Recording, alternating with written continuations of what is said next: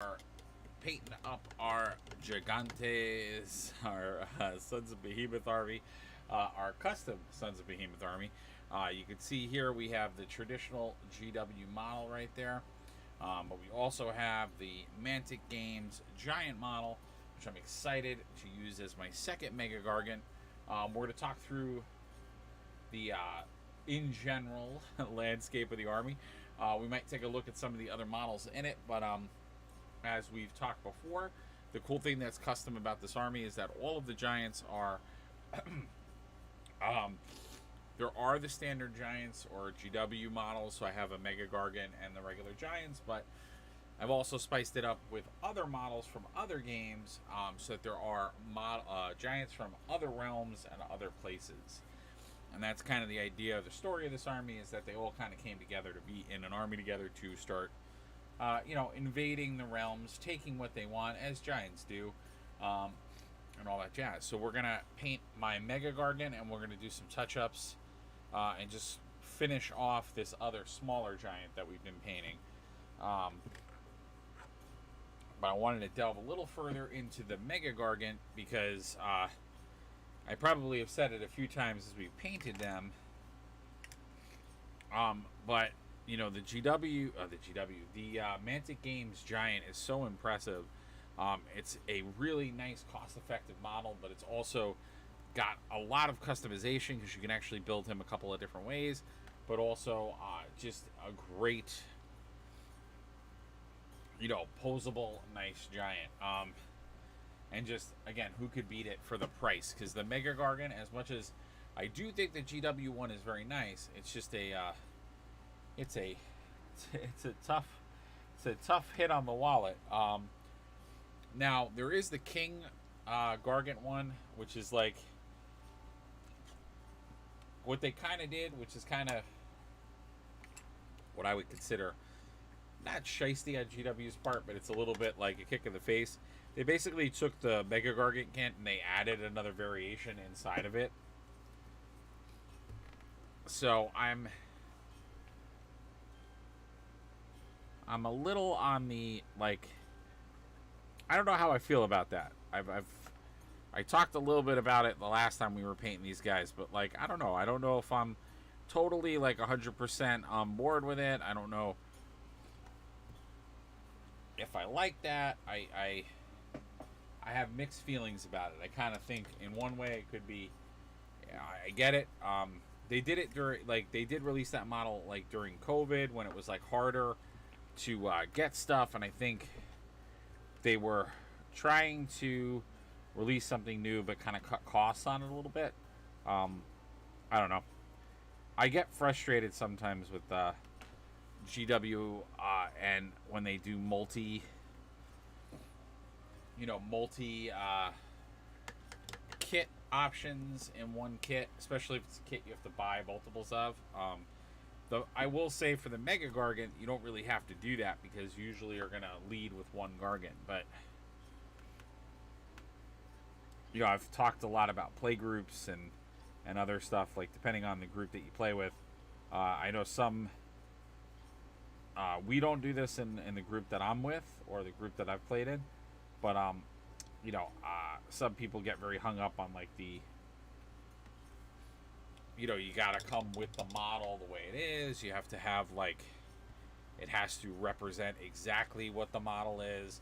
I don't do that to people I play with. I always, like, let them, if you have the Gatecrasher Gargant, but, like, you want to switch your list up and play him, try him as a different Gargant, I will never tell somebody that I'm playing with, like, you got to go buy another one and, like, have it on the table. Like, that's fine.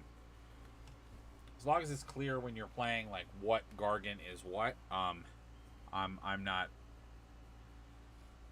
at all against you doing that. So I know other people a little bit different. As always, guys, please let us know how sound and video quality is. I think so far,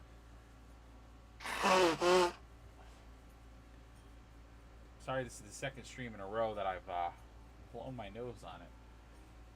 I was gonna say, I think since we switched equipment, I'm actually super impressed and happy with our performance. It's been a lot better. I have not had a lot of the issues that I've had. It's kind of funny. I had quite a few issues setting everything up, but then once I got past that setup, everything seems to be running a lot better.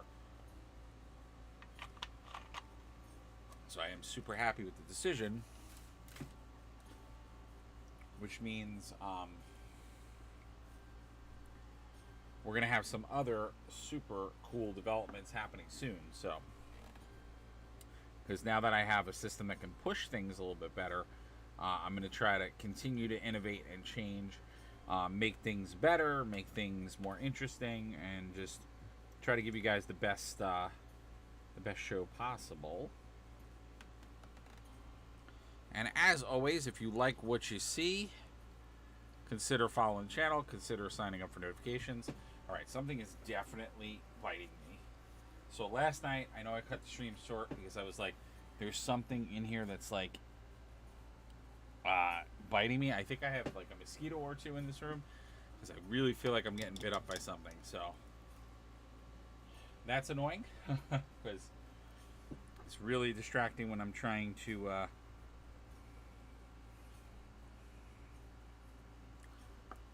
do stuff, but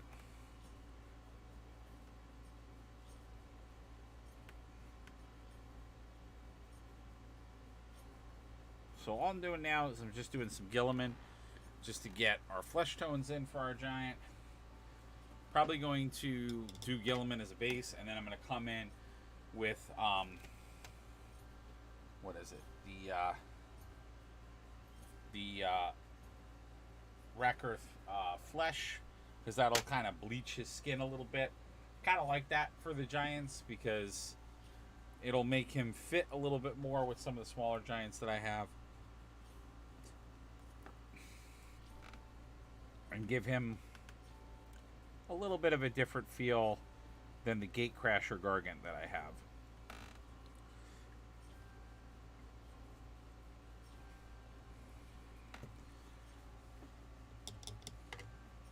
And as always, guys, what are you working on in your painting table out there? Oh, I should have connected to my Discord. I keep forgetting to do that. And I know I always ask what you're working on, but also, like, yeah, I'm going to have to do some filler in the seams. I'm going to paint it for now, and then I'm going to put in some filler, and then we'll prime it. But actually, I should probably do that now.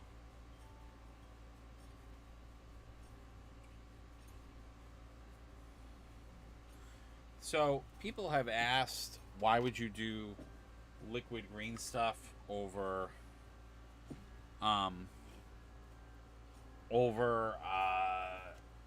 like the green stuff, the molding or sculpting green stuff? Where is mine? I didn't put it back in here. Really? And where the hell did I put it?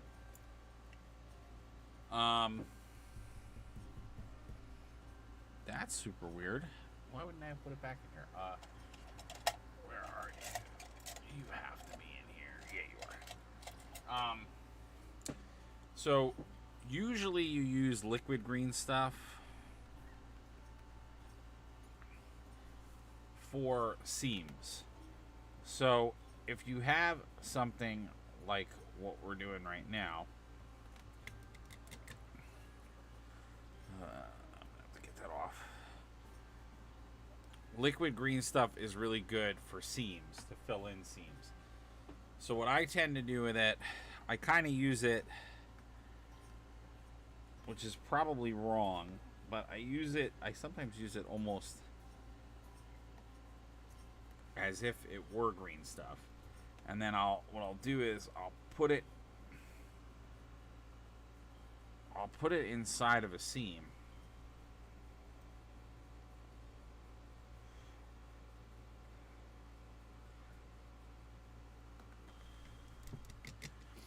And then I'll take a paintbrush and I'll just go over it with water, because the idea of why it's called liquid green stuff is that it stays hard when it's just the green stuff, but then when you put water on it, you actually activate it. But I don't know, I think this actually needs like real green stuff. I don't know if I can get this with liquid green stuff.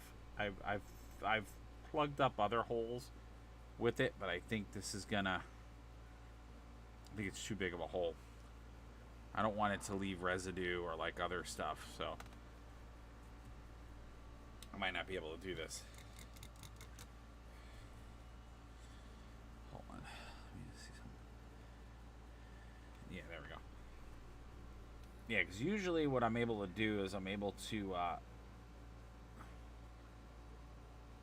this is like a legit hole. I mean, like, it is filling it, but I'm gonna have to put a lot of it in there to fill that. Yeah, so these are not seam holes. This is, you really do need like green stuff. All right, which I do have green stuff I can mix, but see, like here, this is a great example of where I would normally use it, but nah, it's not gonna work. I mean, I'll keep what I did, but because I don't want it to start,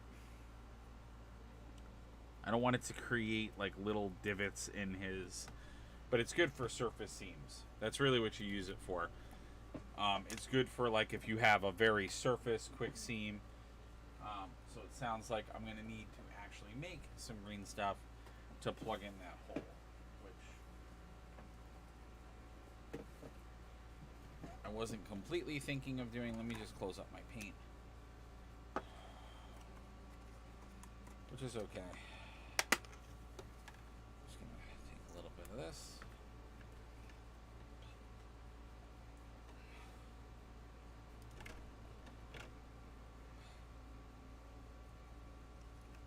Put this up here for right now. All right. I mean, you guys have seen us make green stuff on this channel many times now. You guys are getting some side. I'm sorry. I just want to make a little bit of it. I don't want to make a ton of it, because I do want to fill. They're really big cracks. They're not, you know, they're not your traditional like small cracks. So I want to get something malleable in there. I want to get something good, because we're just going to use it as filler. I mean, I could customize him further. I was thinking of things we could do to him, but I feel like he's got so much great detail that I don't really feel like I need to do that. But it's definitely a good idea to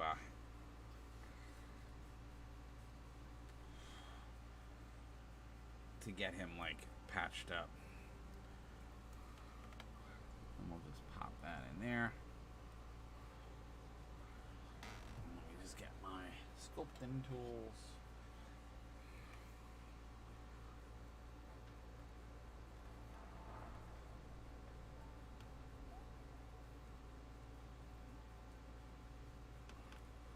You can see right away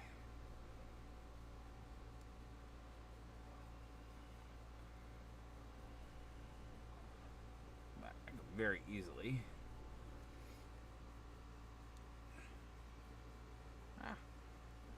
Use this to and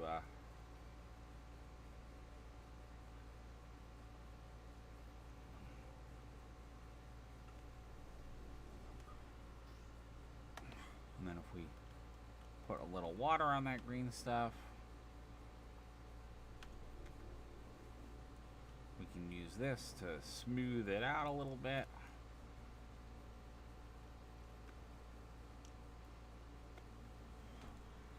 And then we'll be none the wiser of this. I'm trying to use the flat edge of this just to really push that into the crevice. And I'm just trying to follow the same line, so we get the chest right with it. But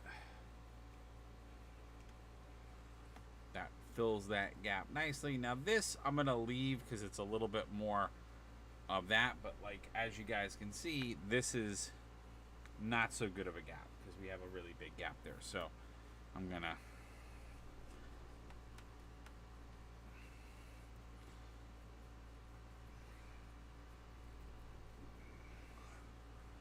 try to use this. Now, I'm going to try something I haven't really tried before, which is I'm just going to try to do some white paint on top of this and see what we can do. I don't know if it'll work or not, but basically I just want to get this in that seam, up and around, so I can push it in, get it to adhere. This is so nice because it's gonna allow me to get a very nice natural texture, but also really like push it, so I can move this up. I don't have to worry about too much. I'm gonna hike some of this back. In retrospect, probably shouldn't have done this while the paint was wet, but I'm just gonna try to push some of that back because I went a little too aggressive with my pushing, because I started to get some of that in there. But now at least, so what I'm trying to do is I'm trying to have it mirror the muscles that are already there and just like lightly push it up.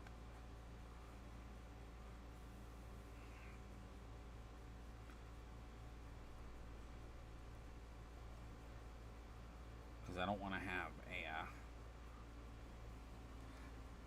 I don't want it to look like it's like a fill-in, or I want it to be sculpted to look like the other areas. So we're just getting, again, a nice fill in those areas, because I don't want it to look obvious that I put other material in there.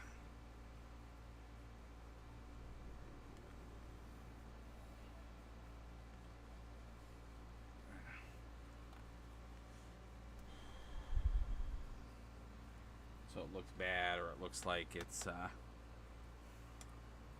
I used all the green stuff.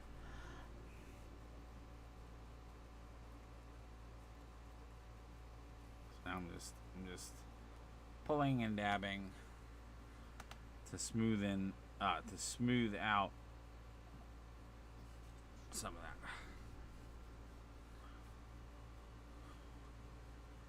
And same thing here. I just want to pull this down.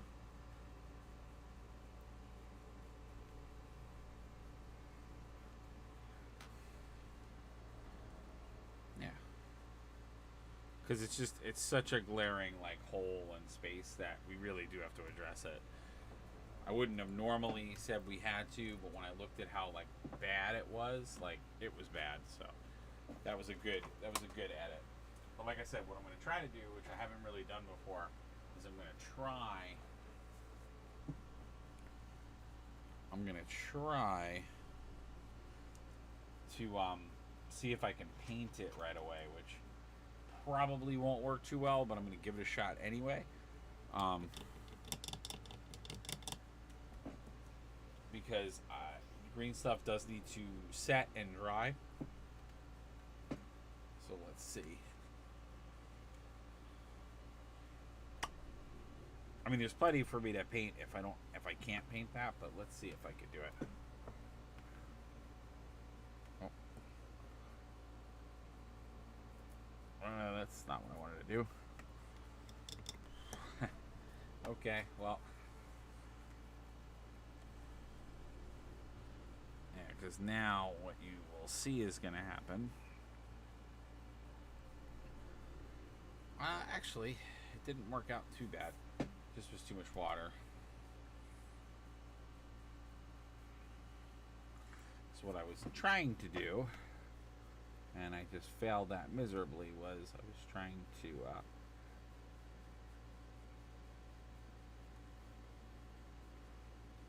now I'm going to have to play around with this because this is Cortex weight, but I'm pretty sure when I originally primed this, I did the gray sear, not gray sear, Actually, yes, it would be Gray Sierra. So I think this was primed with the older contrast primer. So if I'm going to put this Cortex White on there, I'm going to have to play with my coloring, because it's going to make whatever color I put on it very bright. So I may have to work with that, which will be semi-challenging. I did the exact same thing again, where I put way too much. But it does prove that I can prime green stuff even when it's drying. So I don't think it'll make it dry differently. But we're going to see. We're going to do a little experiment. I mean, worst case scenario is I have to just repaint it, but I don't see why you can't. I mean, it's still firm enough.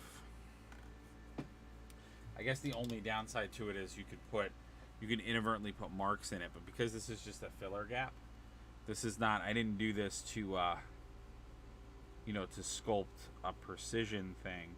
It's just following the natural lines of him. I'm gonna, while we're at it, I'll put some white in there too. This is just so it's white instead of green, so I can paint over it. Alright. Oh man. But yeah, I'd love to know what you guys are working on. And are you a fan of the Sons of Behemoth army? Did you like when they were introduced to AOS? Are you looking forward to other AOS factions? I think I told you guys last time that I'll be getting the Cities of Sigmar. So thanks to most people in the chat for checking that out with us and talking about it. You guys convinced me. Everybody was so hyped and excited about the models that I did go grab them. So that was cool. Let me jump on my general here. So we're in the chat as well, in my Discord chat. All right, so we got some filler, which that now is going to make him look 10 times better. It's also going to make him more stable. Now, I do have that natural gap there. They did try to put the seam in a nice place to try to do that. Obviously, now that you see the seam filled, it does look nicer. So I may want to go back and do that, but like I said before, I kind of want this. I'm leaning into. I want him to fit with the other giants, obviously, but I am leaning a little bit more into what I would consider a more traditional fantasy paint for him. So I am leaning more into like that more traditional giant, but I did want to fix that one issue of the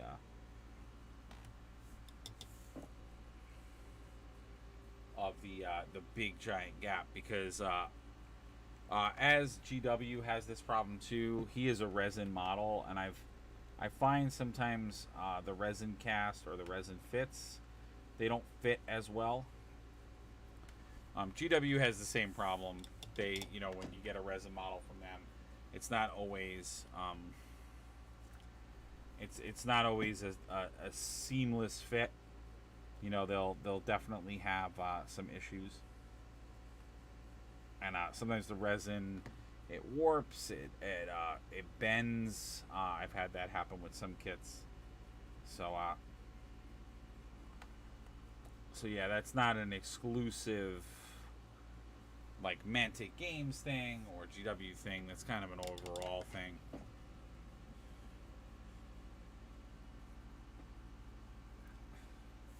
What you can do in both cases, so if you have a plastic model or a resin model that's having that issue, you can try to heat them to bend it back. Or in the case of resin, a lot of times just if you have some hot water, put in a cup of hot water, you can rebend the resin model. That'll work too.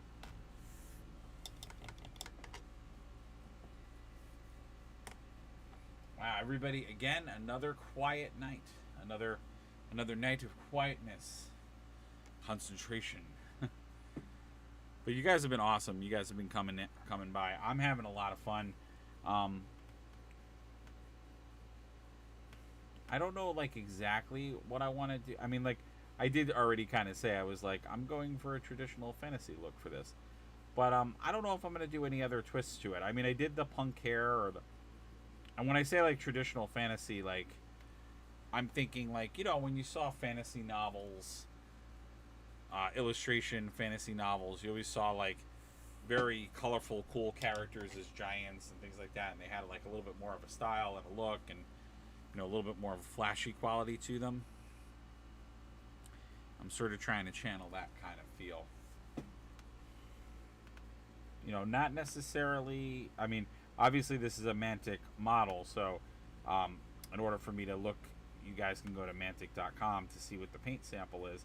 I loosely looked at it, but I'm not really going that route. So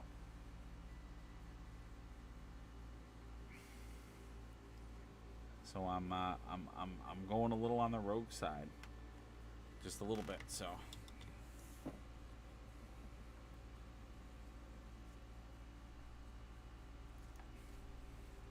because again with this army, because I decided to get all these different giants from all different places and have like an ice giant, a fire giant.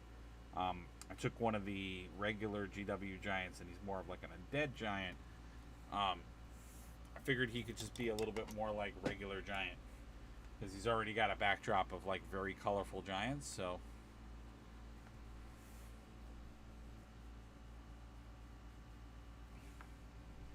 but like I said, I'm just, one of the things I am super impressed with is just with this kit in general,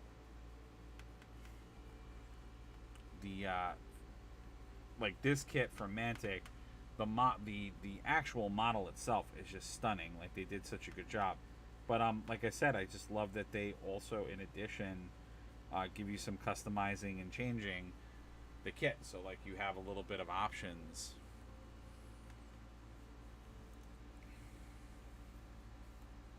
And I also like that when you're putting it together, it can pivot the arms, so it's really easy. And there's been a lot of people who have customized this model, so it's a very easy model to kit bash if you want to kit bash it. I feel like even GW's, I think I said this last time, I think even GW's models are really excellent for kit bashing. Like even the standard giants, like I think I said it last time, I think it's like one of the more versatile model kits that GW has. Like, I feel like you can do a lot with it. You can do a lot. It's similar to in 40K for anyone that does Demon Princes. I feel like that kit is also a really good kit for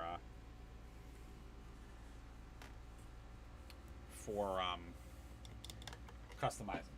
You can use it to customize and kit match very, very well.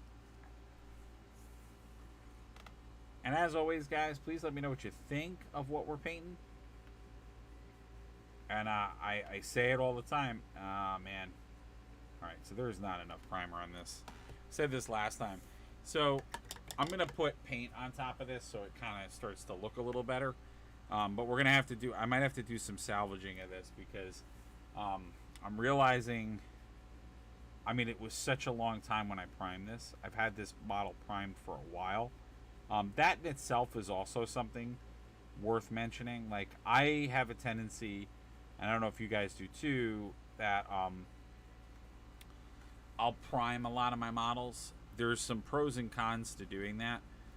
If you prime a model and then kind of come back to it, you can have this phenomenon that I'm having, where, not that the primer's like evaporated into the model, but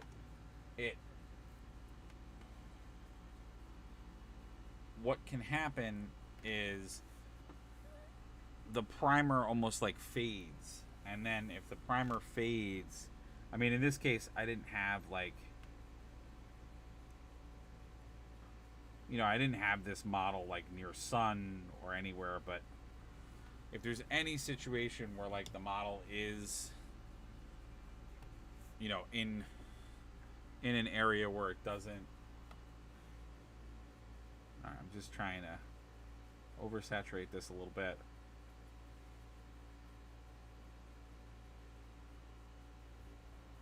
Well, yeah, if it like,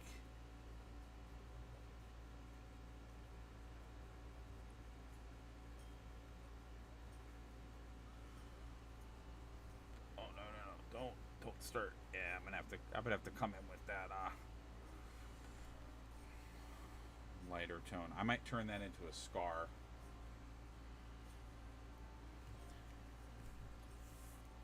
I mean, it's under the it's in places that it's not like super noticeable, but I may have to turn that, which I can. That's a pretty easy trick if I have to. Because I'm noticing it's not as smooth as I wanted it to be. I tried to smooth it with the tool. And then, like I was saying, wherever that white is, it's going to have such a different tone than... oh, that's way too much paint. I'm trying to create a natural shadow underneath here.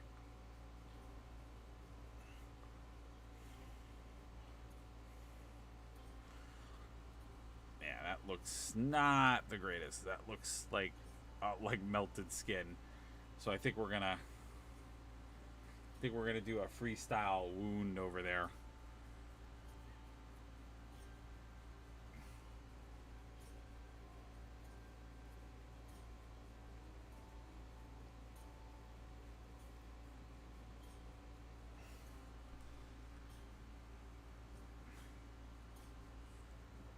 I think he's... So I like to call this the ugly stage.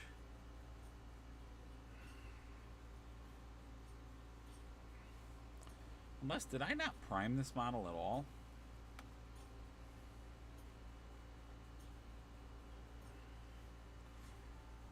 I feel like I did prime this model. I don't know. It's like it plays tricks on me because, like I said, I primed this so long ago. I think I used the old contrast primer on this.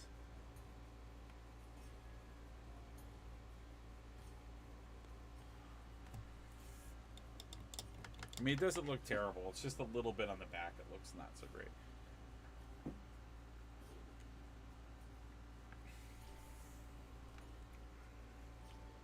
But, like, for the most part, it actually looks pretty damn good, actually. Let me just connect the dots with this. Man, this is good. This is really good. And then I'm just going to do a little bit of extra shading here. I like to do a little bit of extra shading when we have objects and things next to it, because then it creates a nice natural like shadowing. This is not terrible. I mean, like, I'm being a little harsher than I have to be about it, but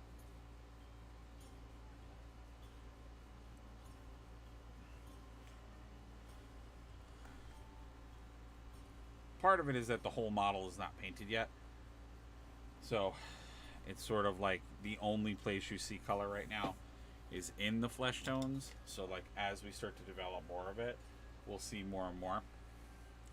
As I've said many times, I like to focus on one color at a time. But I do feel like I did... Because, like, other areas, it's going on pretty nice. But, I don't know. That'd be completely hilarious if I didn't actually prime this at all. I've had that happen, though, with resin models. I've actually not primed them, and then I sort of put multiple coats of paint, and it sort of works. And this is kind of working in my favor because he's got, like,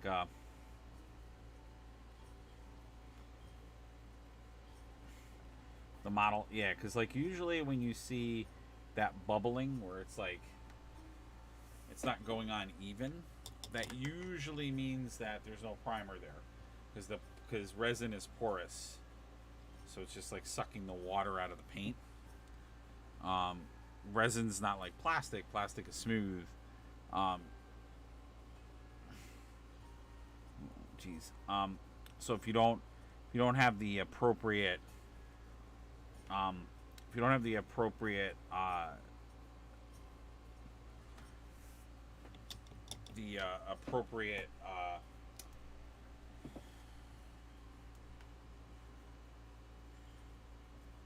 the appropriate primer on plastic, it just doesn't adhere to the plastic. It just kind of it just kind of like rubs off, because that's what primer does. Primer makes a surface for the paint to like to stick to, because your model is smooth, but resin is the opposite. So, because usually that's why you're getting a variation of tone. So if you look, when you have something smooth, see how smooth that is and how much lighter that Guilliman is? The fact that we're getting this like dark, splotchy Guilliman means that I'm probably getting a little bit different variation on it because there's not enough primer on there. But we can use this to our favor a little bit. And what I could do too is I could be using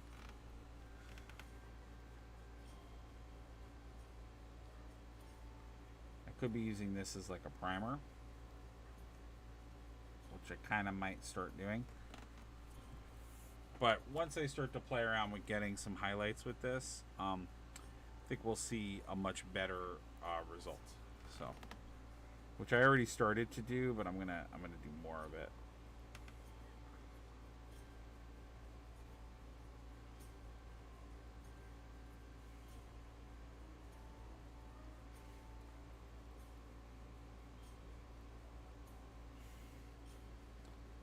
So we get a little bit more.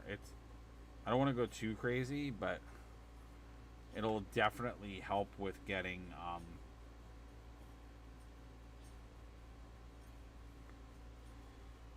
which is getting some of the detail back in here.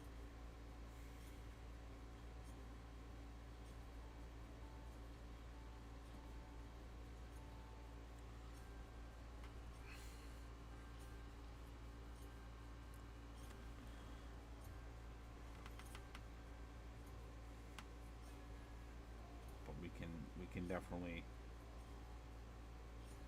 push this as like an edge highlight.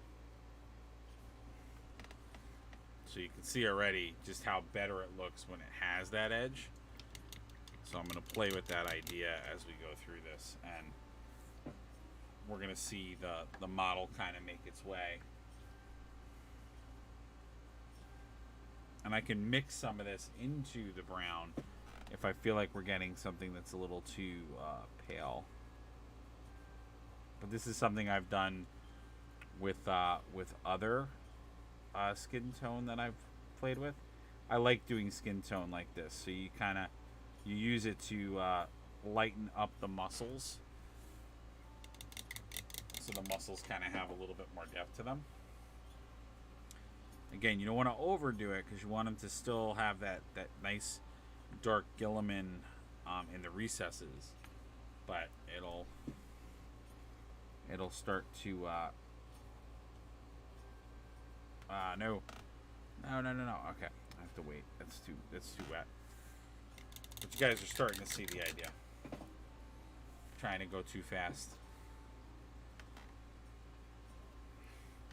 But yeah, you can already see how it's lightening up. So that, I think, will save a lot of these areas that the Guilliman might be going a little too strong on. And then this also will act as like a little bit of a primer, because if I put it in some of these areas and then I were to even go back over with the Guilliman, it's like a white primer that I've already applied. So it's pretty cool.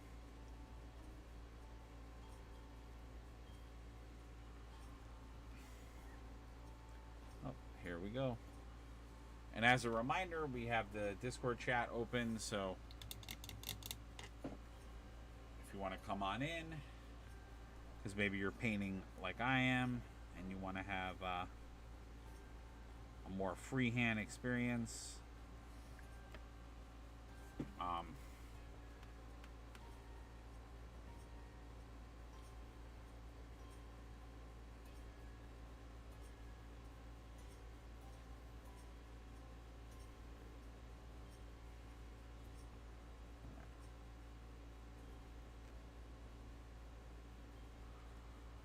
I'm just trying to get a little bit of this in there. Like I said, I'm working, but yeah, you could already see the difference.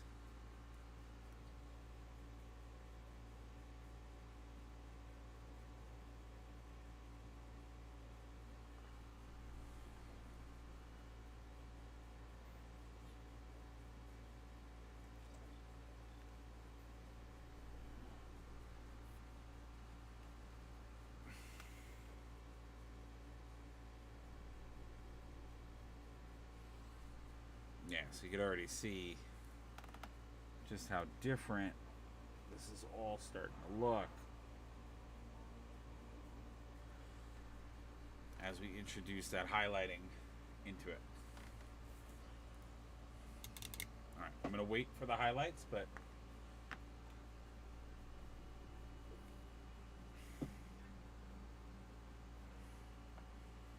definitely looking good.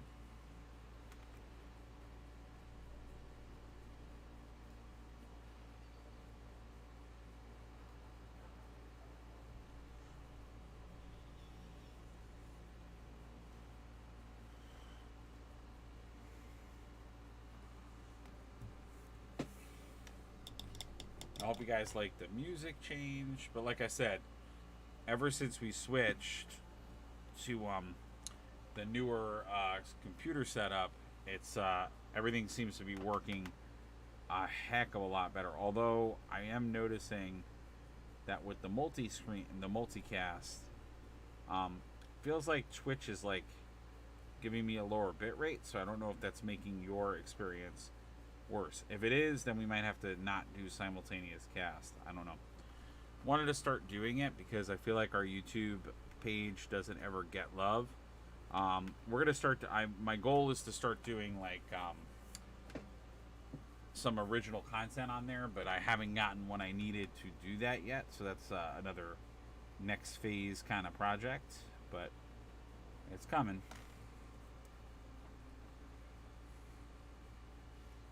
It's coming.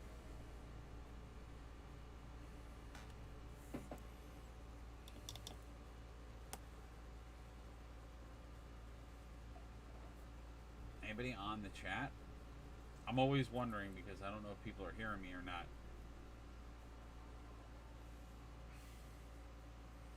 I feel like there's a lot of streamers on tonight though. So I'm hoping that's not making it harder for some of you guys to kind of pick where you want to go, which I get it. There are a lot of streamers out there, so you know, I feel like we're all trying to support, but at the same time, you know, we're all just humans. I know you can only devote so much of your time, and you know the reality is if you're not digging what the person's doing,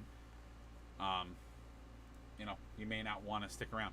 Let me get us in closer so you can see a little bit better what we're working on. I realized I was doing the big camera, but I don't have to do that.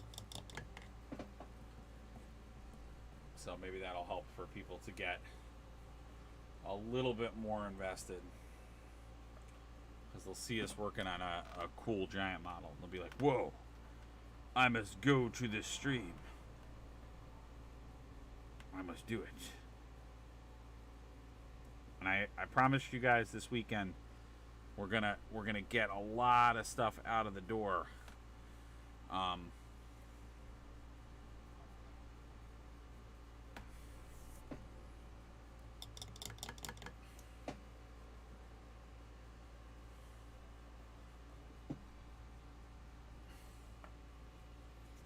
So my goal is to try to get yeah, there's just a lot. I don't know why it's doing that. It's like not, maybe it's because I have too much water on it. I'm just trying to get all the skin tone covered, man. Good old Gilliman.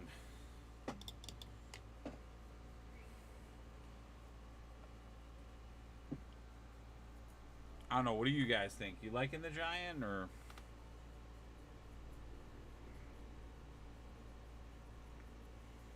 I feel bad. I feel like we had like a few. I feel like we had a few Sons of Behemoth players, and then like I saw them a few times, and then bango, they were gone. I don't know.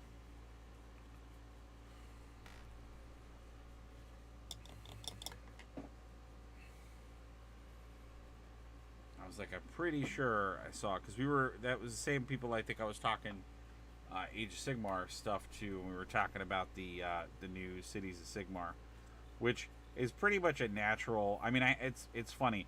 We were talking about how I didn't know if I was going to get the models or not, but it was a natural idea because I have a lot of the like human magic models because I love like mages and sorcery. So it's like if I already have a lot of that stuff, and I already have Stormcast Eternals, it's kind of a no-brainer to do Cities of Sigmar because you can integrate Stormcast into that, because that was one of the whole like that was one of the kind of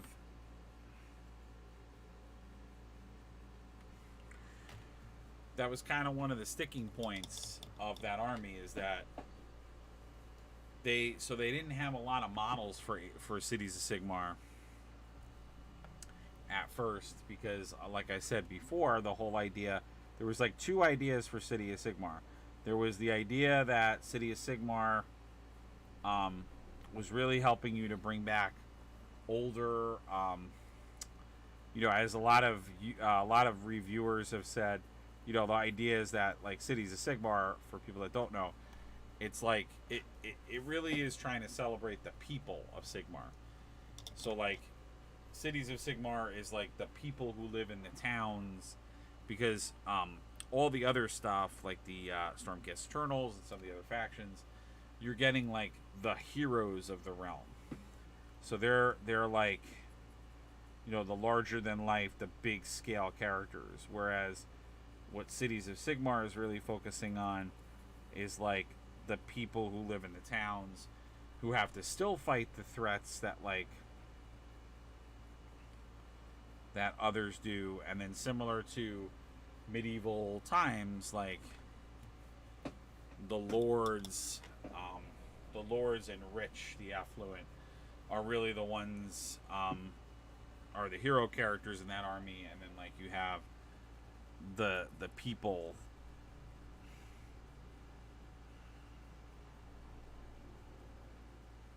just doing his feet. It's easier while he's down. I'm not displeased with how this is coming out. I mean, it's going to look terrific once we get a lot of the layering done.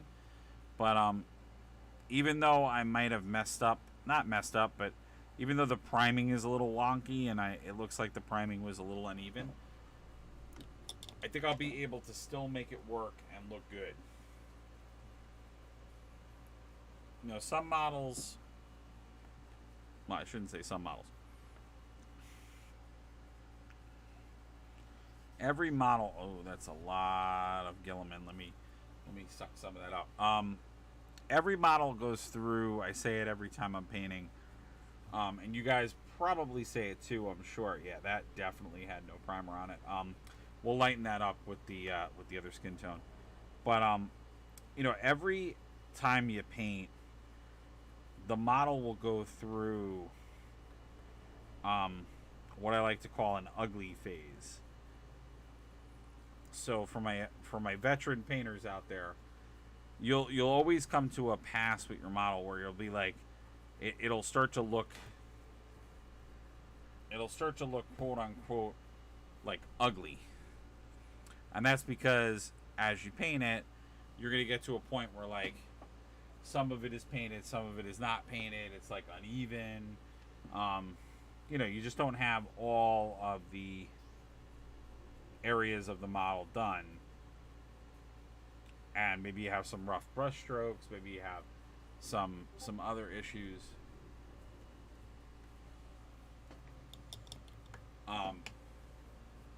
but you will find that things will start to kind of shift and morph and change as you're painting. So you'll get to that point where it's like kind of you're fighting with the model a little bit, and then all of a sudden things will start to click, your colors will start to pop, you'll have some of those moments, and then everything looks awesome. So I'm kind of in that ugly phase where it's like we're getting some cool stuff to happen, but it's not 100% there yet. And like I said before, guys, don't hesitate to let us know what you think. I always say in chats, I love when you guys comment on what we're working on, because I've gotten some really great ideas from the chat. So like, even though I have a plan and a thought and process of what I'm going to do for a model, sometimes you guys check out some great ideas, and I'm like, ooh, you know, and then we kind of you can shift the direction of our project, which is kind of cool. You know, because I always say that, like, as a painter and as an artist, um, as a painter and as an artist, like, you're always learning. There's always time. There's always more that you're gonna do. There's always more that you're gonna find. And you know, as you look at other people and their and their techniques, um, you know, you're just gonna keep pushing yourself better and better.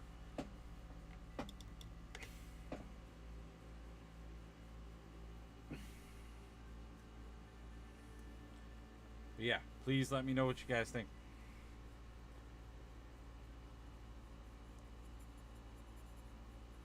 And as always, you know, things like models you're looking forward to. What's the faction you're getting into? Are you like me and you want to do, you know, you want to get into some of the new cities of Sigmar? Are you waiting for other stuff? Are you working on like more of a custom project?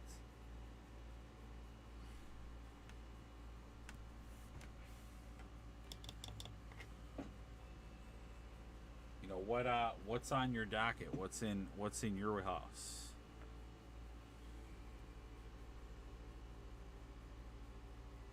Oh no, it's very runny. Are you like me and you're jonesing to see more previews of the old world stuff?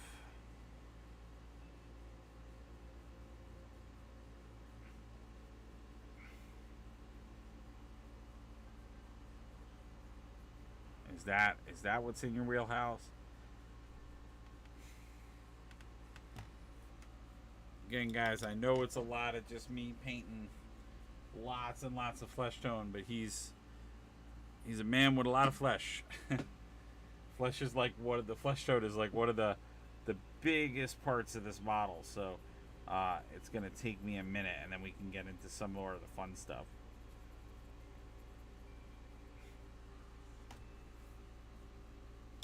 We're almost done though. I got down to the legs. We got another hand.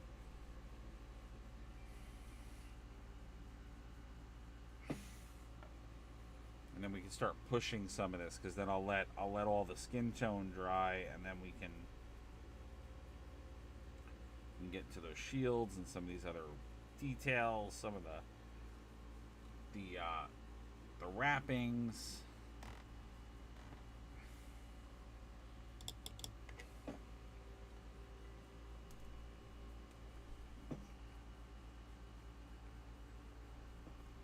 All right, cool.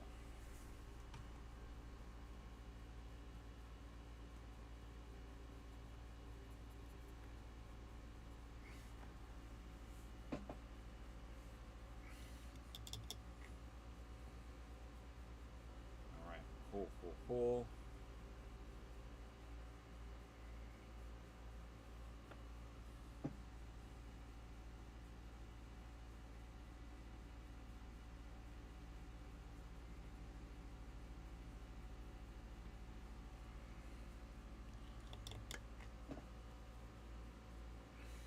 All right, we're getting there, guys.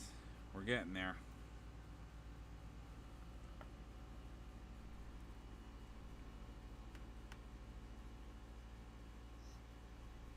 All right, I'm liking it. I'm liking it.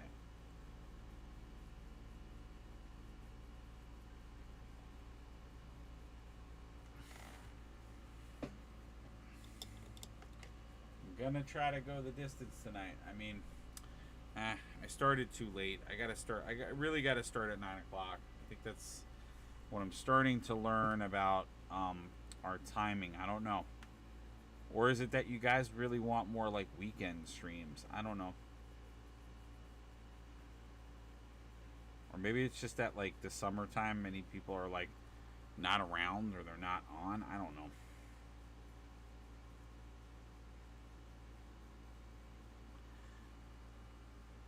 I don't know. I always overthink all this stuff, and then I start getting into my headspace of because you guys, I feel like we always get to this point where I feel like we have such a heavy hitting big push, and then um,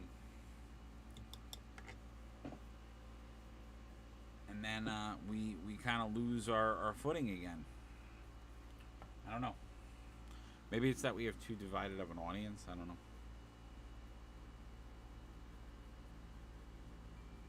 I don't know.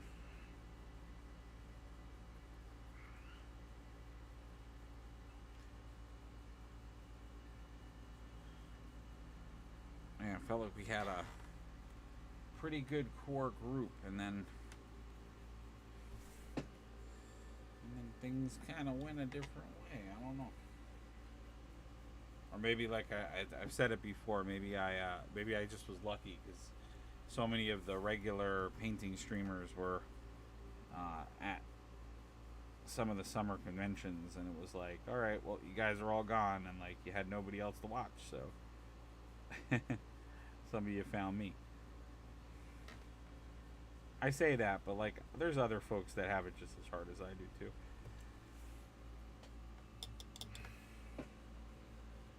And again, I always like to say that like when I do say these things about like views or like our audience and things like that, like I want to be clear, and I always like to preface that like when I'm saying these things,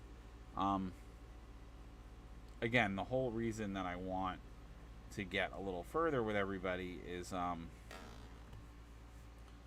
and really to get people into the channel is so that we can do more complicated stuff. Like I want to do more custom stuff. I want to do more model stuff. I want to get to the point where we are able to review things. I want to get to all these levels and milestones. And I feel like we get there and then we don't get there. But anyway. All right. We're painting some gigantes. Currently, we're doing a lot of skin tone. I'm using some Gilliman here. This is so. If you are a Sons of Behemoth fan, we are doing. So this is a custom Sons of Behemoth army. When I say custom, it's an army that consists of lots of different models from lots of different places. Because in my storyline of my Sons of Behemoth, as I've talked about, the idea is that the Mega Gargants, which is part of the lore, have arisen. This is one of the ones I'm using as a Mega Gargant.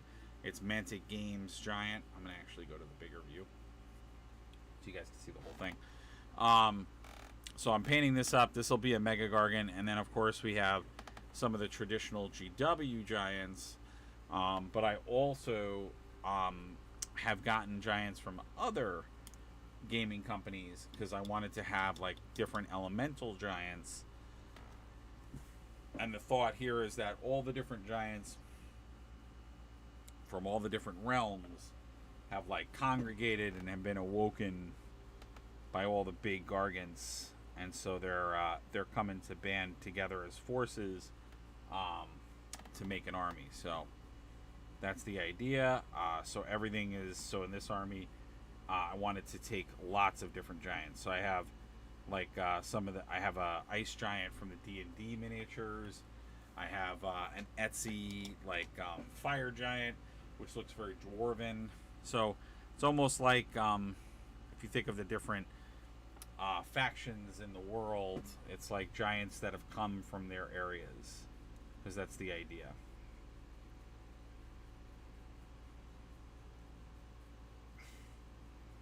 Because I was like saying to myself, like, I don't dislike the GW. I don't dislike the GW Giants, but I've said it a couple of times. Like, I think the regular giant kits and most of the giants, they look very like They look very like thin and stringly, like scrawny and like anorexic almost. And I don't know, like if you're a giant, I feel like I've said it a couple of times. Like I like the more, what I would consider like a more fantasy looking giant. So it's a little bit more like the lumbering hardy, big giants. I like that kind of giant, so that's why I thought the Mega Gargants were done really well for GW, and I do somewhat like the regular giant kit, but I do think that there's a just a tendency to make them like a little bit more like weaker looking, I guess is the way to put it. Like they look a little bit more frail, and I'm like, why would a giant be frail? It's like a powerful big creature. So like, I don't know. I kind of feel the same way a little bit about dragons, like the Stormcast dragons. The riders look really good, but I had some problems with the bigger dragon unit for the Stormcast, like the one that's more magic inclined. It just looks it looks very peaceful. So I was like, I don't really understand that. Oh, we lost our viewer. They booked it. They were like, he's painting giants? This is crazy. Why would anybody paint Mega Gargants? Well, why would you want to play that army? I know I guess by the end, not by the end of the week, but oh my God, what is going on here? All right, I'm just gonna prime this. This is like really annoying me. Why is, I don't understand why it's like sealed. All right, let's just do this.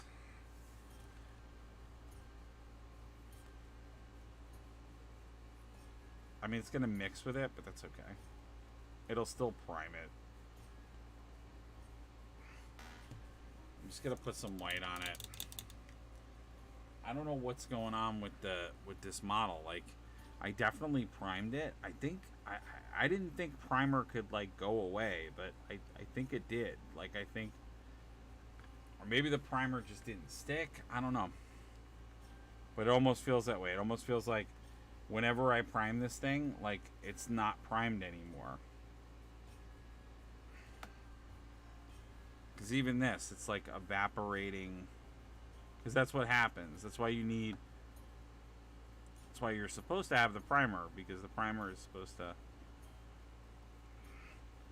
I'm just like lightly like dry brushing this so that it gets a little bit of paint on it. This is like so annoying, and it's like everything is watery and it's just not working. I'm trying to salvage as best I can what's going on here, but it's just like really, really bad.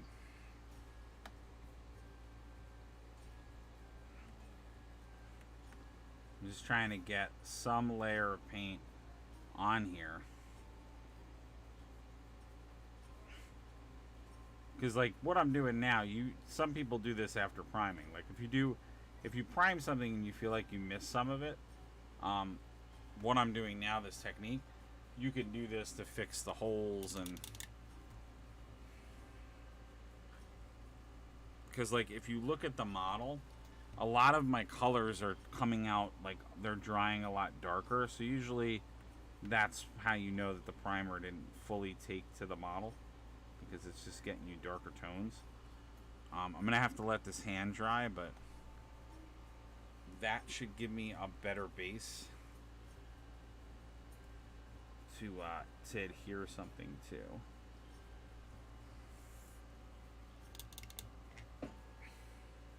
Because that's, you know, that's why we're getting like splotchy. I mean, I can make it work because I can work it a little bit more, but it's just, you're gonna have to do more work to make it look good. Whereas if I had gotten the priming better, I wouldn't have to do this extra stuff. But that's okay. But you'll see how in a minute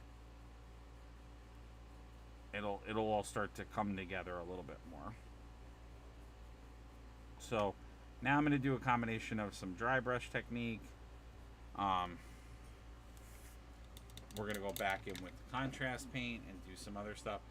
But the name of the game here is just to bring some of that detail back, lightly building some light areas, on different muscle groups, so I can start to build up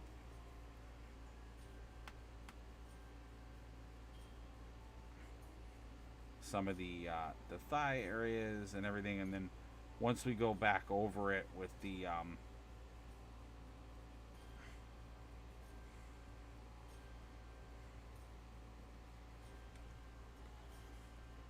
once we go back over it with the Gilliman in the crevices, or even null oil, it's gonna look 10 times better. But let me know what you guys think.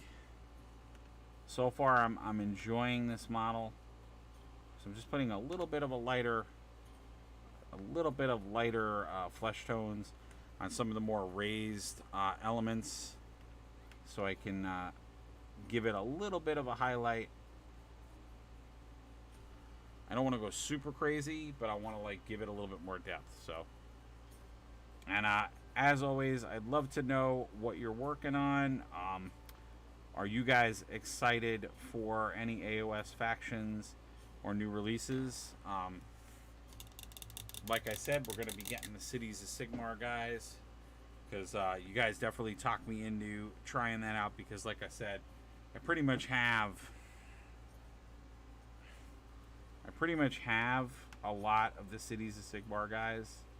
Not a lot of the Cities of Sigmar. I have a lot of the magic users from it, and I play Stormcast, so it's like really easy to integrate them. So all I'm doing now is I'm just building up a small layer of this lighter flesh tone, so that I can start to build some areas that are a little bit more pronounced in some of those bigger muscle groups. And what that should do is it'll help with two things. It'll help with the splotchy nature of some of my paint, but it'll also start to build a gradient and start to give some highlights to some of the muscles. So we can start to make certain parts of him start to show a little bit more.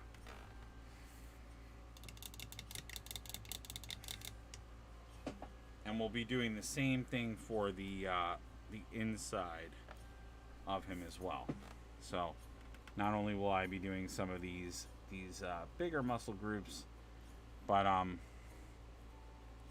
be doing the shadow bits as well, and this is going to act as my highlight.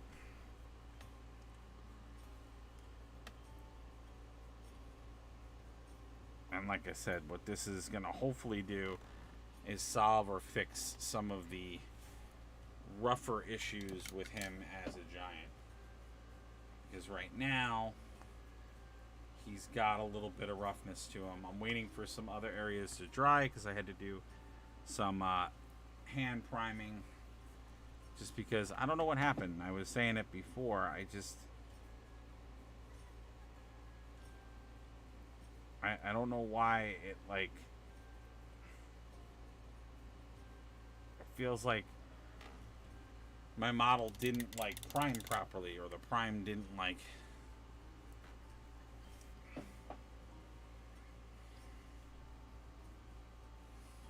it's just like really weird.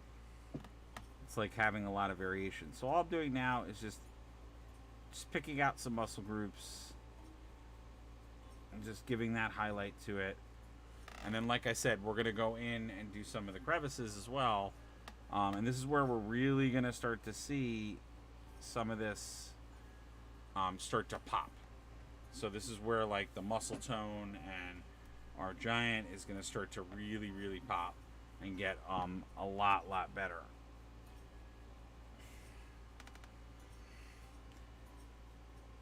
A lot of people have given me the feedback that this is kind of like a cell shading kind of thing, which I've been doing this for a long time, but this is how I've kind of gotten into doing flesh tone using contrast, because this is a really cool technique where you layer some of the more opaque Citadel paints, but also use contrast. And again, I'm just going to areas that are raised muscle groups and giving them a little bit of that highlight.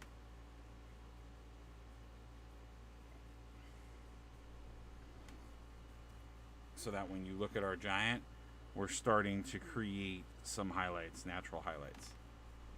The problem with other models that are not GW is that they don't follow. They don't have as much variety sometimes in their muscles. So.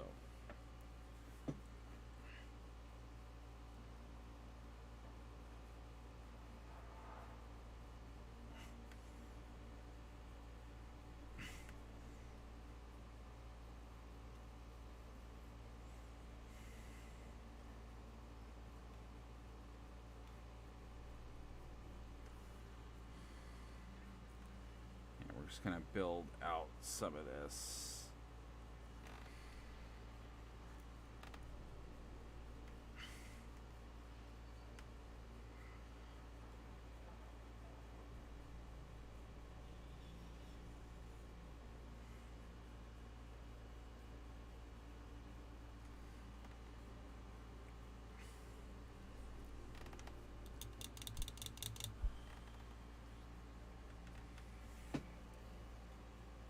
Getting there. He's starting to come alive.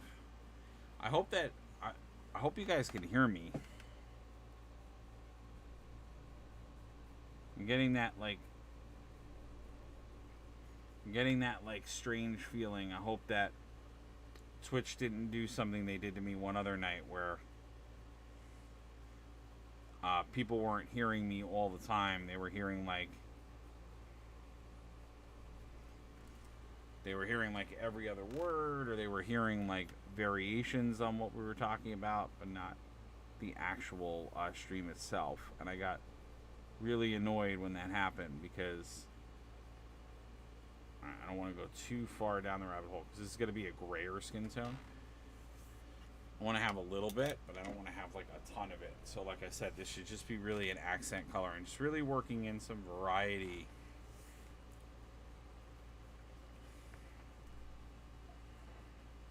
I think we are going to do null oil for the crevices because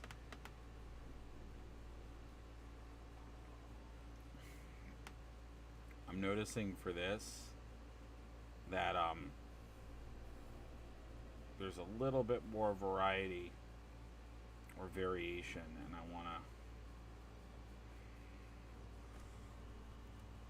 to capitalize on that a little bit. Oops. Past the hour mark. All right, that's good.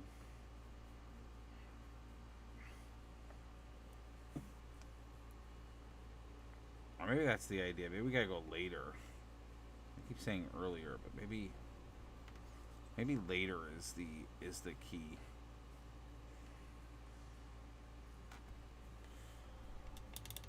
I don't know.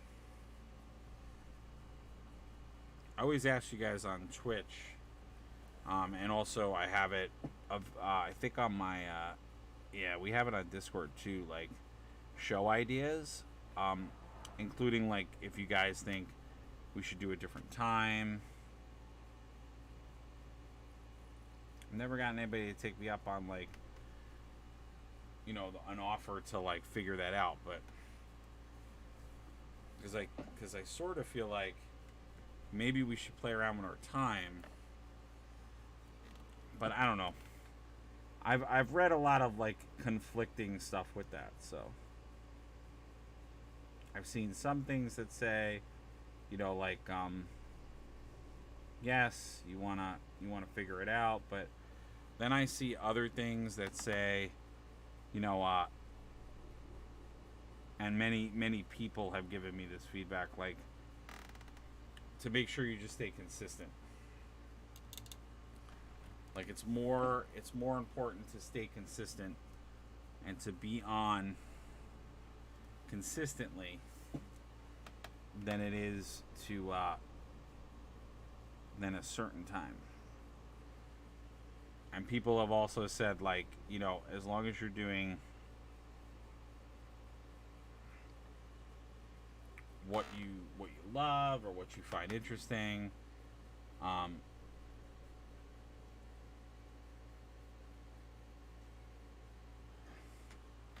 you're good. So yeah, this is a tough model. I'm gonna say it, man. It's a tough model because there's not a lot of variation. Like he does have muscles, but he doesn't have like a lot of super defined areas. So this is like one of those models that I have to keep.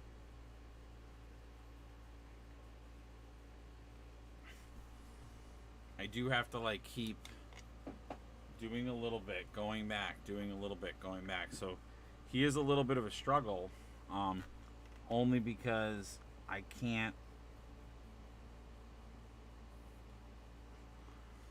just go wholeheartedly into it. Like, I really have to be strategic.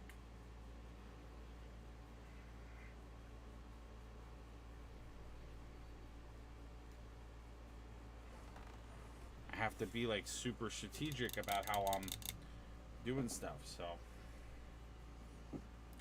it's interesting in that respect.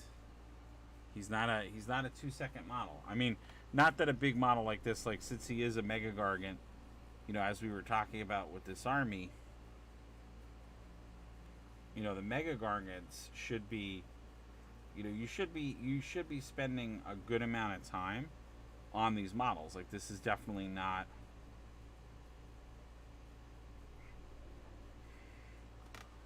So like I was saying before, now we're going to start to build some of that,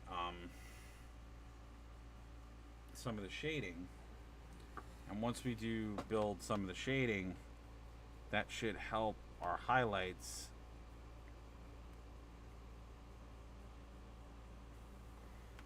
to sing a little bit more. So now I'm going to start to build in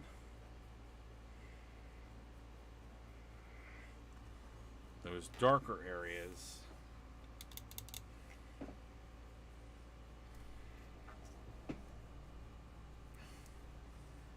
But I got to sort of figure out how or what I want to do here.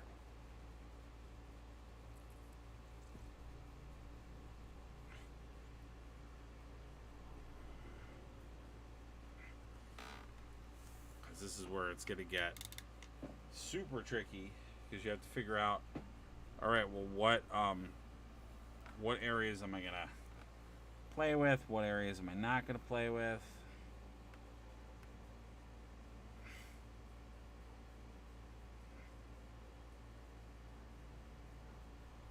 So all I'm doing now is I'm just kind of going in,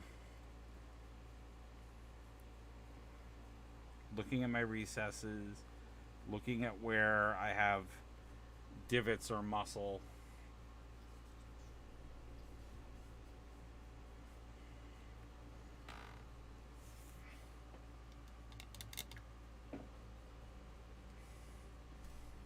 And what hopefully is happening is he's starting to look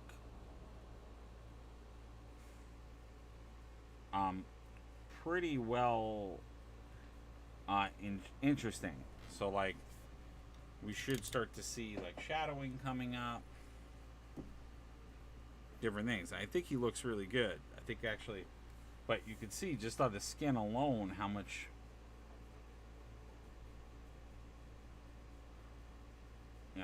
time I'm spending. Now, a lot of what I'm also doing, which you guys probably are noticing, is I'm doing a lot of like different paint stroke directions.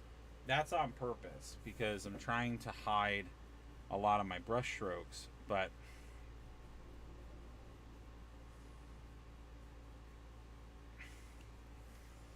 as you can see, I'm really trying to build up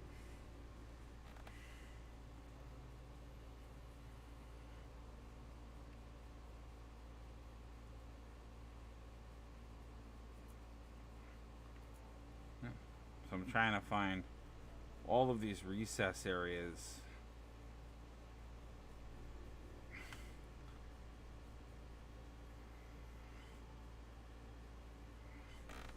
So I can make other pockets of Gilliman, which will emphasize some of the shading I did, but then I'm going to also have to come back in and start doing more of it. So it's this like give and take where we're just building that tone.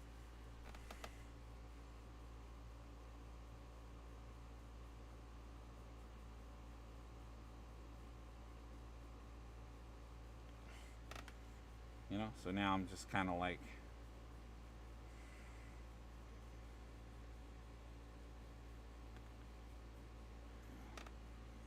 And again, some of it's gonna work, some of it I'm gonna have to redo, but that's what's gonna happen because, like I said, like this is where I say a lot.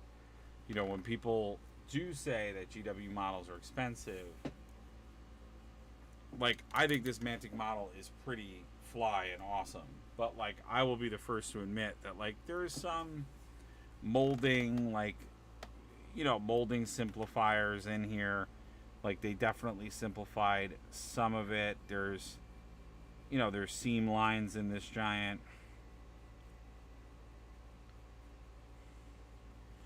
So when I say seam lines, there's like different than like a GW model. There's actually like mold seam lines. So there's like seams where they actually molded the pieces. So like there's a lot more going on here. Whereas if you do a GW model, you wouldn't necessarily see stuff like that. Like they spend a lot, you know, they production's a little bit different. They've been making models a lot longer, so that plays a role in it as well. You know, so when I say the things I say, especially about Mantic games, Mantic games is like newer to the block in comparison to something like GW. So like they haven't made as many generations of their models and stuff. So they're definitely getting better at making models, and they definitely have done more in making models, but they still have like that occasional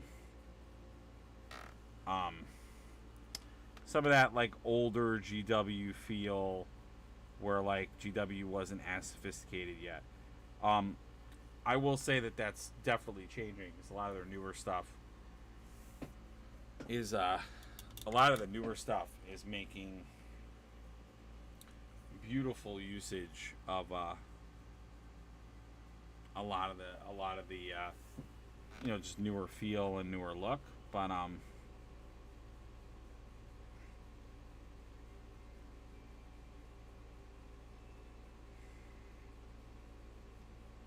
you know, it's a work in progress.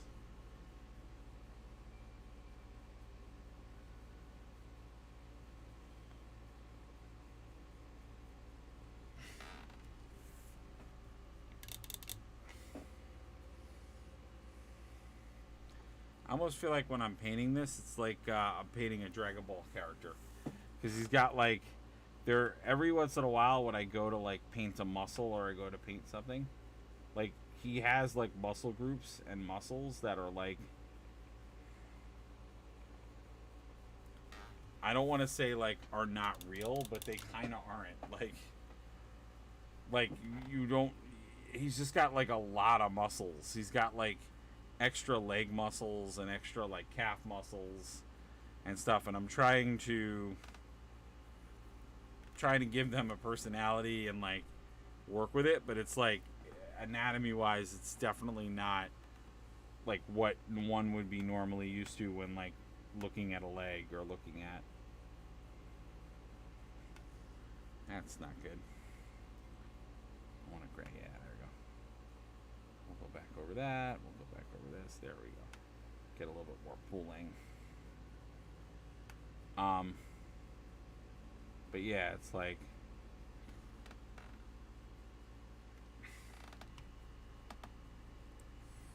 because for anyone out there that's like a huge Dragon Ball fan, yeah, like Goku has the best. Every one of those characters has like a huge, you know, a huge pile of muscles that are not like atomically correct in any way. Like humans or even like humanoid people characters shouldn't have like all of the muscles that Goku has in his neck. Like he has like excessive amounts of muscles. But even like Krillin has, and Krillin's supposed to be a person, like, and Master Roshi, although he can do his like quote unquote muscle form. So I guess one could argue he can create muscles, so like maybe he can make extra muscles, but Krillin is supposed to be, Krillin is supposed to be a person, and he's got like a ridiculous amount of neck muscles. So one would say we are all confused when watching that, but that's also like an anime thing, right? Because that's part of the point, is that anime is very expressive, and one of the ways they express the characters and the gestures of the characters is by over exaggerating their anatomy, their movement. So it is all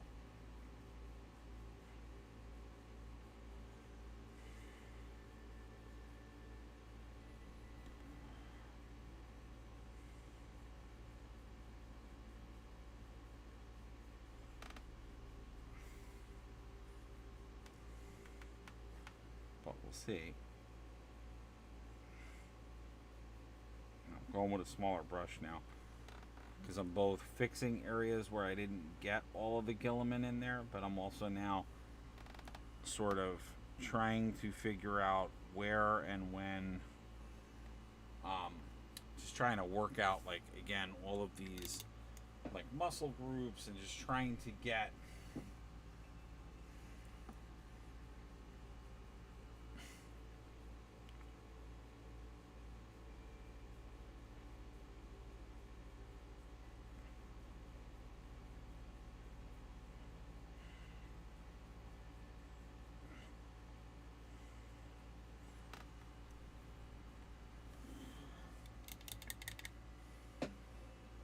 I feel like all I did was paint skin tone for an hour and a half. That's like all we've been doing. But his skin is, like I said, it's just such an important, it really is an important part of like his model, that like I sort of feel like it is important to get this correct. So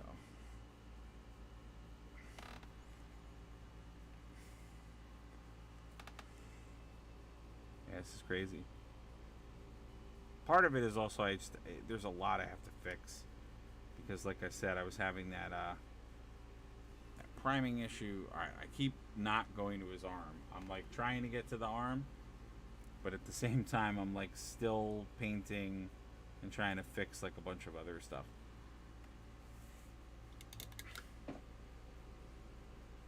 What do you guys think? You guys liking the paint job so far? Disliking it? I'm gonna have to do that with the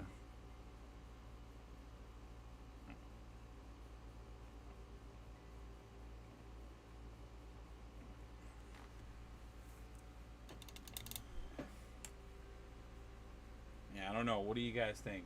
You're digging it, not digging it?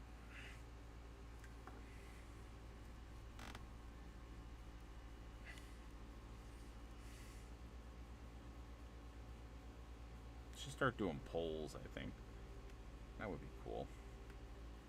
I'll start doing polls live. I have a way to do them, but I've never.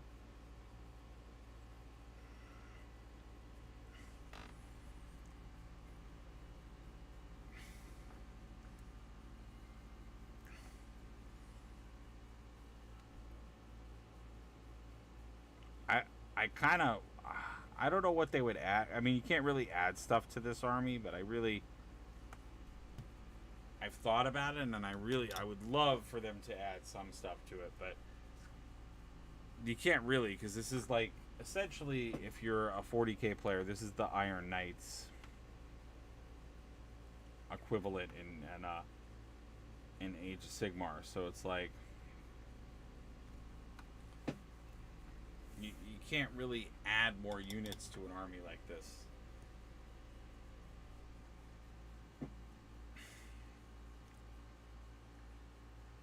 Because of the way that the army is. Because that's the whole idea. It's supposed to be like a very finite amount of units. It's not supposed to be like, I show up with a ton.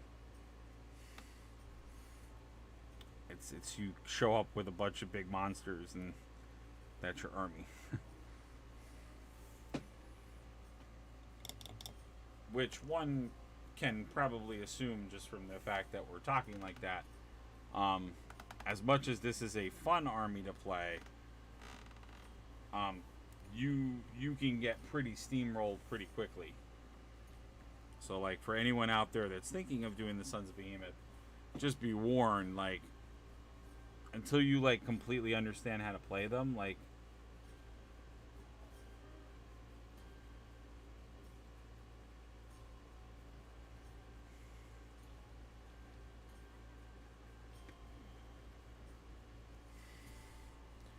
you might have some games where you get, pretty wrecked in the first little bit just because you're still trying to figure out what to do. And obviously, the other aspect of it too is that since you are playing an army that only consists of so few units,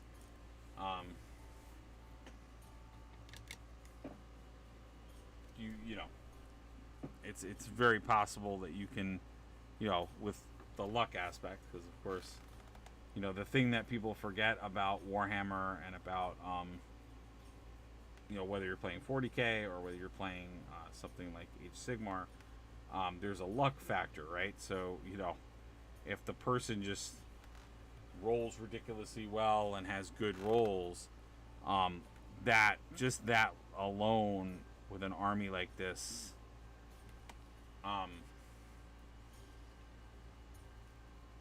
can definitely make it so you go from feeling really confident to feeling like, oh, maybe I can't win, or maybe I'm gonna have issues winning, or maybe there's gonna be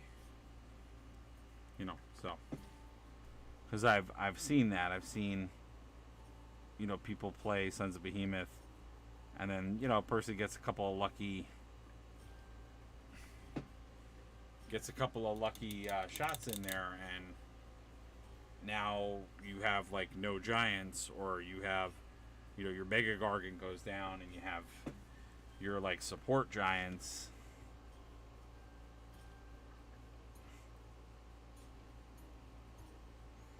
who can't necessarily hold their own as well as the Gargants can. And then people are now outmaneuvering you because you don't have. Because for armies like this, and they do this with the Knights as well, they of course have a mechanic where your Gargants and your Giants and everything in this army, are not. They count as more units. So you can hold objectives better. You can do all that stuff.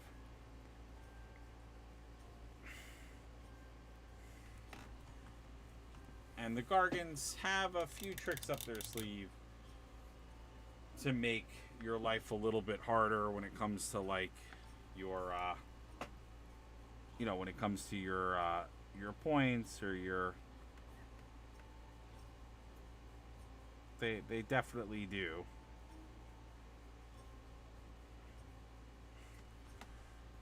So you're not totally left out to dry, but like I said, they could be very swingy because if you lose parts. But that's true of a lot of armies. Like I'm using it in the example of the Gargants, but the Gargants of the Sons of Behemoth, but technically that could be any.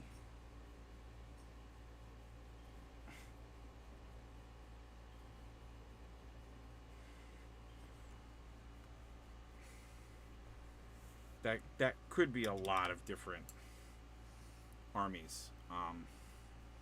What I think makes the Gargants a little bit different is that they just they just can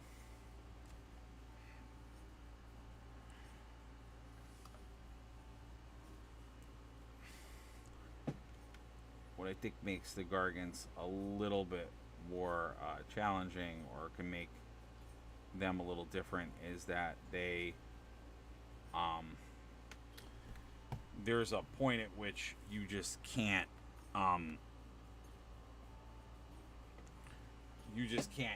contain the other army. Like, once, if you ever get to a point where you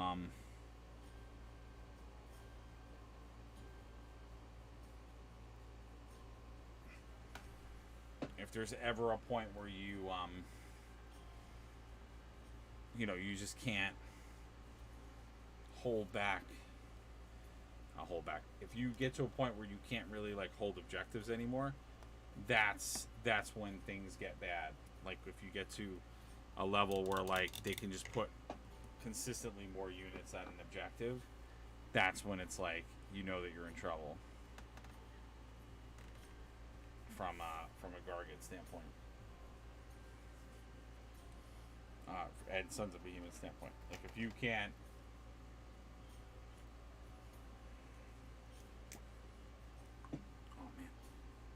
time is it? Alright, I'm gonna try to get to 2 hours. Alright, so I don't know what's going on. I guess maybe it's because we're not doing 40k stuff. Just everybody and their mother wants to see 40k stuff. I don't know.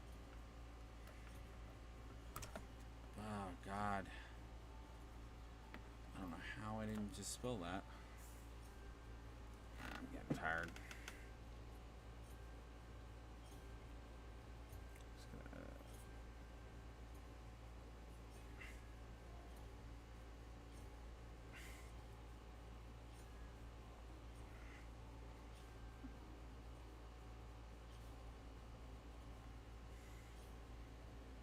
Why are you not adhering? This looks so bad, this model. What is going on, man? Alright, I'm going to take that off because that looks horrible.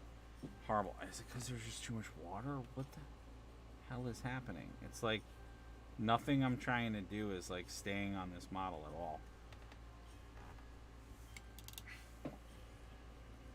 I just don't know why nothing is working tonight. I feel like... Alright, hold on. I feel like everything is just not...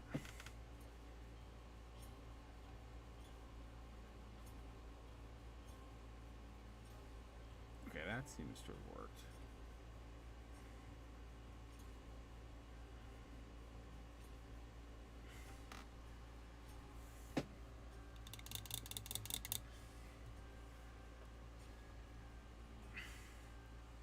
It's just my nemesis tonight is water. Like, okay, let's just try some. Oh, okay, I see what the issue is. Okay, this might have died, this paint. So what I was looking for... Ah, you suck. Alright, let's get it back to a consistency that I could actually work with.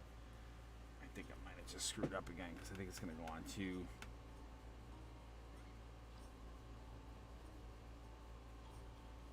Okay, now it's on. Now I got it. Okay. That's what I was trying to do.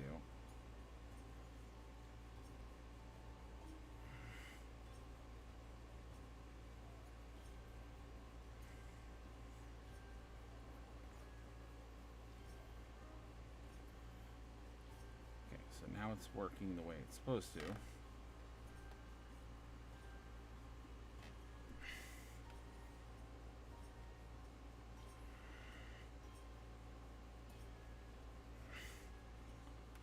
Now I'm getting what I wanted.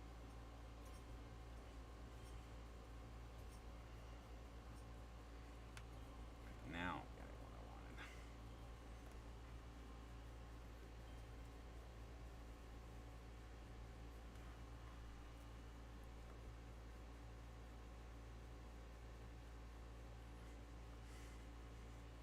Let's get all up.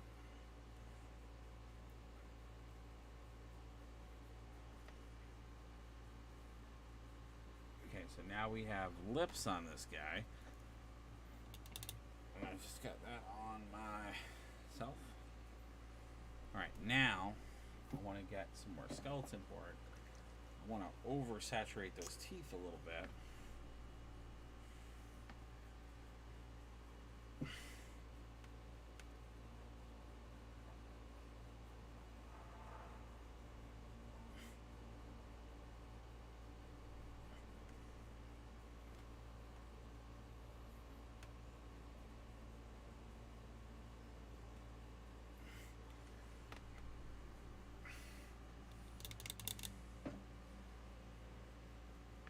There we go.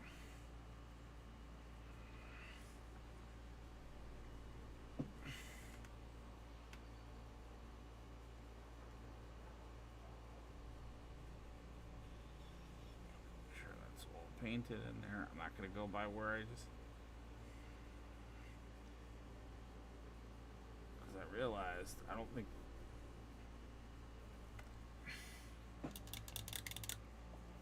I always say it, your face, your mouth, and your eyes are so important when you're painting.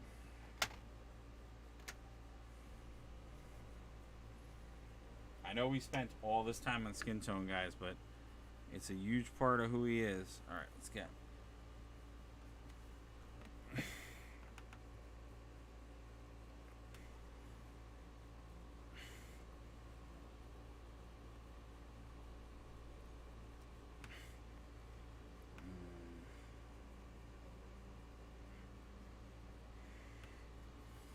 Screwed him up.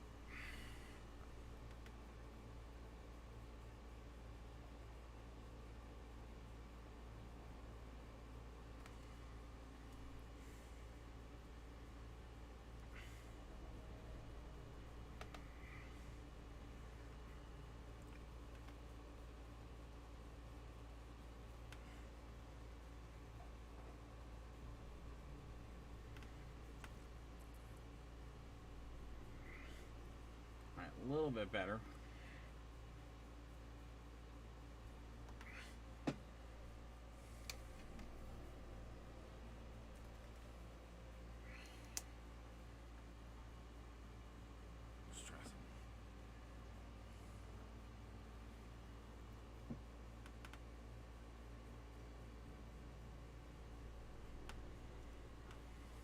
Want to try to do some null oil around the eyes. Let's see if this...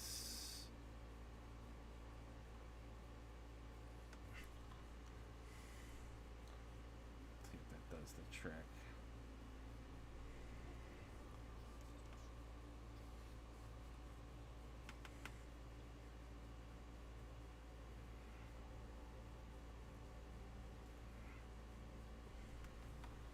Alright, we're just going to do some null oil.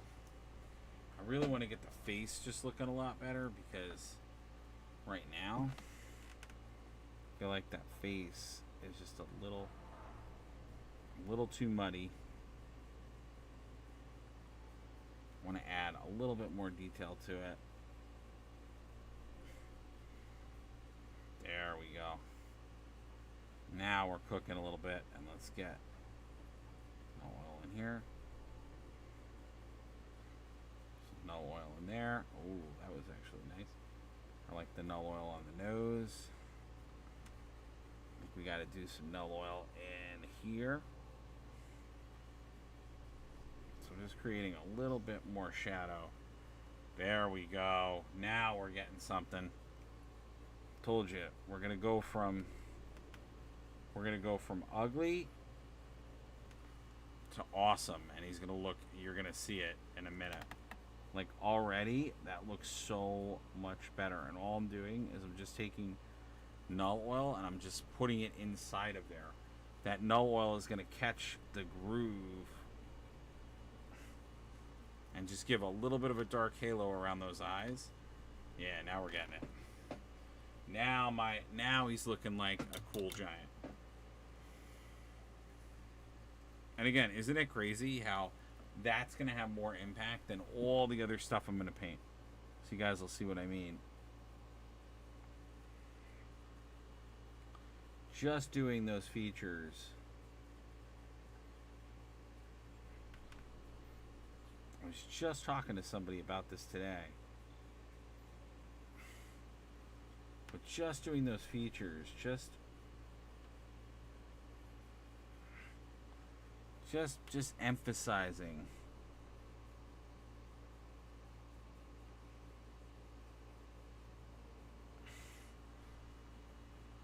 Just emphasizing all of that has given him so much more life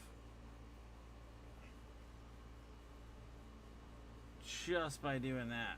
Just all I'm doing is just moving my paintbrush with null oil around so it catches some of those ridges. Totally looks awesome.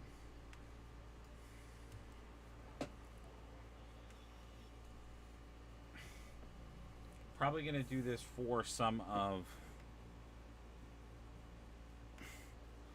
Yeah, it's all about, again, you really want to think about your model and think about the contrast that you're creating. Because that's what you're going to see. Like when you as a viewer are looking at your model, that's what you're going to see. You're going to see those nice contrast moments. So when we're creating a strong sense of contrast, we're doing an amazingly cool job. Now, for these other... That face looks so much better. Yeah, I really like how that came out. I super like that. Now, I think I'm going to go with a little bit of stealing from the other giant, where I'm going to do like that turquoise blue. I'm going to do some of those different colors that I did. And that's going to bring unify them so that they look like they're kind of from the same idea. Oh, these have, there's like different panels. Okay. Yeah, so I'm gonna do something similar to what I did for my other giant that we were painting, which I didn't even work on him at all tonight. I wanted to get further on him because he's such a big, nice centerpiece giant. I know he's gonna take me longer to do. But I wanted to get him like further on the painting table, further along as a project.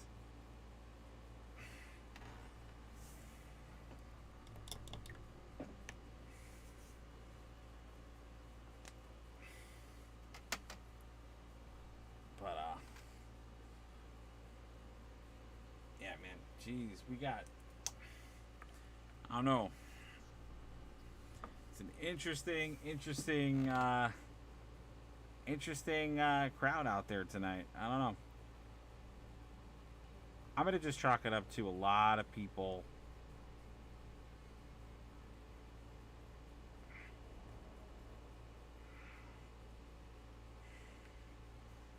I don't know. Maybe a lot of people are just not around. I don't know.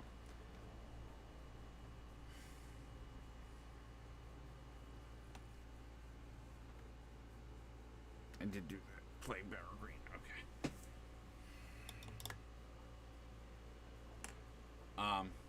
Yeah, maybe you guys are just out.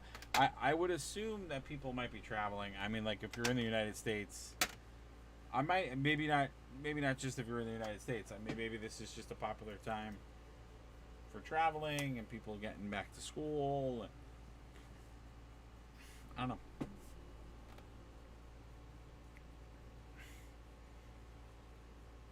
You know, I've said it a couple of times. What my brain does when I see, like, whether it's less audience or I feel like it's slower night, my first and biggest thought is always I get nervous that, like, less people are hobbying. And that might be true. You know, that might be true. That's why I think we're going to start varying up. And we'll do some art-related creative stuff as well. Maybe we're definitely going to do some more TCG stuff.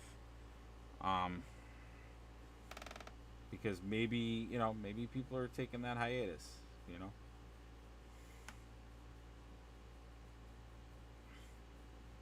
Because they are...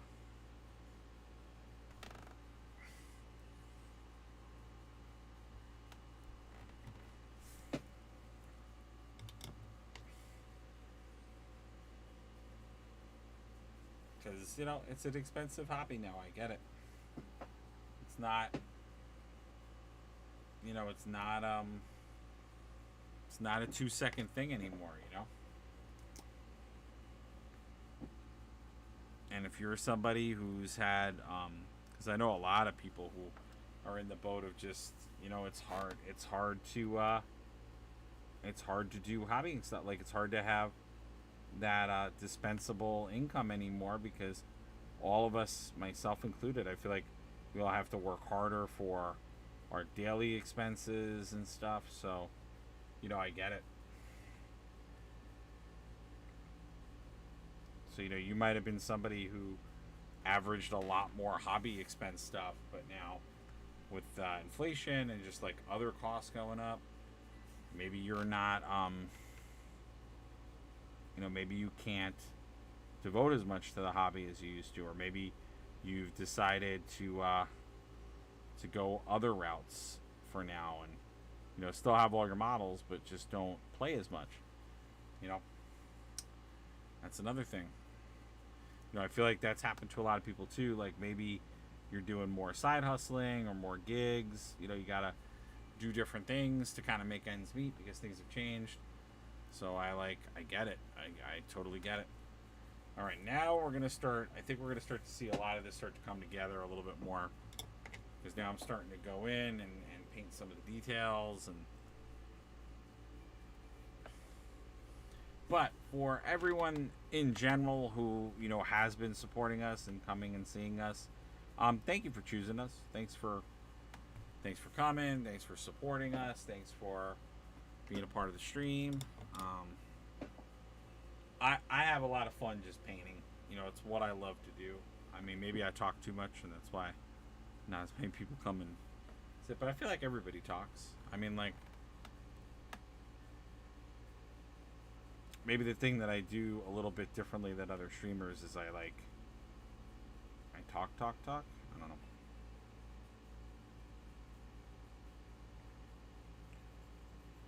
I don't just like stay quiet and paint. Maybe you guys are like, I wish you would. I don't know. Most people seem to be pretty.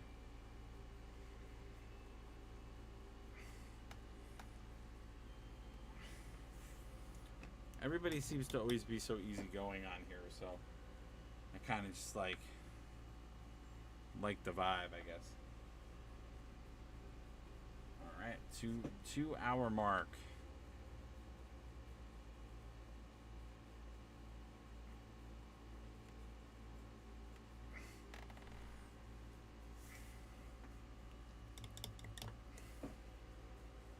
Oh man, this Gigante is getting done. I feel like I'm quoting like Biker when I was saying this, because I remember Biker was doing, you know, we were talking a lot about when he was doing all the Monster Hunter models. I feel like all those were kind of like massive and big, and I feel like with the Giants, like, I sort of live that a little bit. It's kind of in that same vein.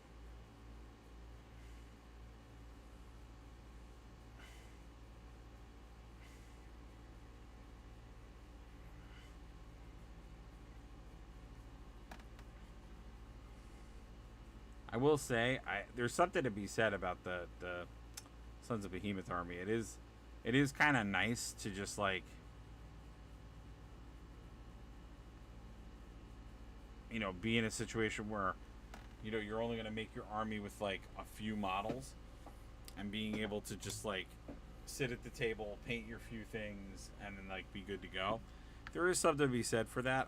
I mean, the price point is an expensive price point, but I wouldn't not say that like this army could be theoretically good for a beginner. I mean, the models may seem kind of intimidating because they have a lot of detail, but because they're bigger, I think for a beginning painter, it actually might not be a bad model to start with, because it's so big scaled that it's going to be easier to paint because you're not doing a lot of small detail painting. You know, everything is pretty big and laid out for you.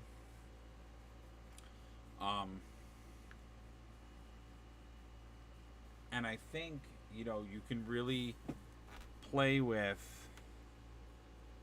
your paint scheme and what you want to do. And you just take your time, right?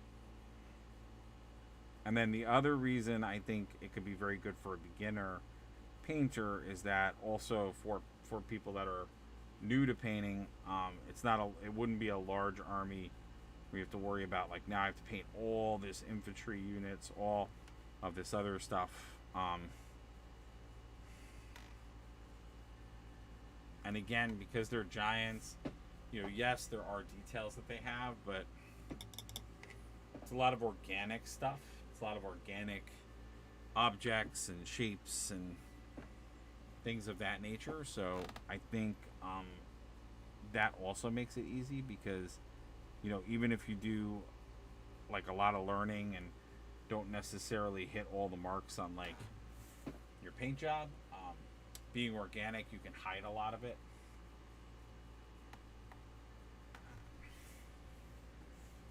Like, I think it's, whoops, that's Plague Bearer.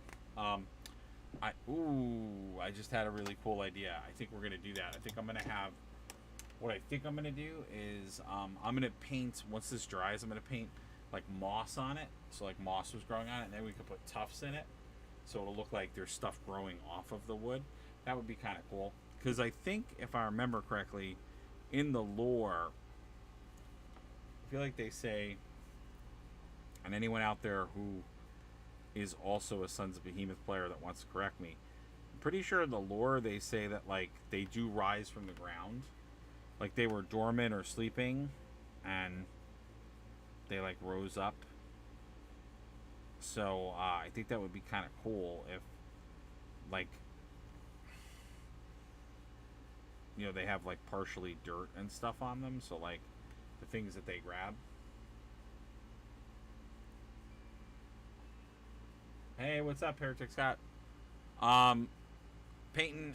Continuing to paint my giant army.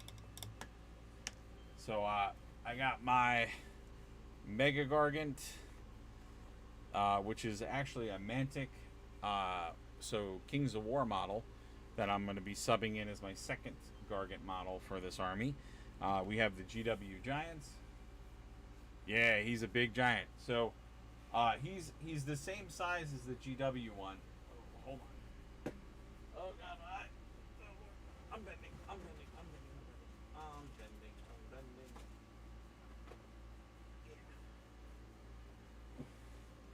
So just to give a comparison, so this is the GW model, which is the Mega Gargant, and then this is the Mantic model. So he actually sits a little taller than the GW model. He actually is bigger, although there are some of the Gargants that are posed differently. So yeah, so these guys are what you would consider this a Mega Gargant, and in AOS this is a complete. So in AOS this is for anyone that plays 40k, this is like the equivalent to the Knights. So if you think of the Knights in 40k, the Giants are kind of that same principle, just in the fantasy game. And they're called Sons of Behemoth, which is a very cool faction to play, and they get to do some really cool stuff. They have really cool abilities.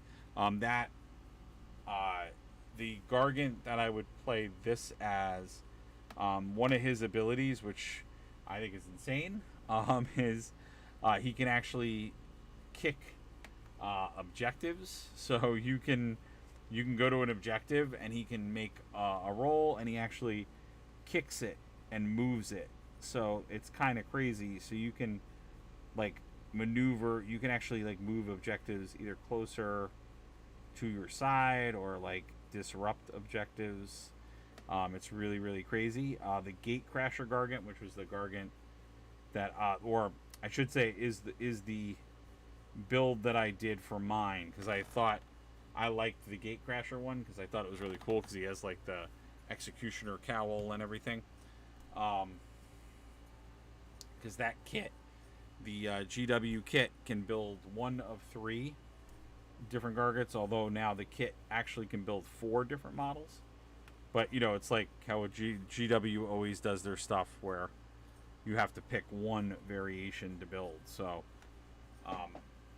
what sucks about this army is that it can be pricey if you want to build multiple of anything. So, I opted for my army to do it's a custom army because not all the models are GW models.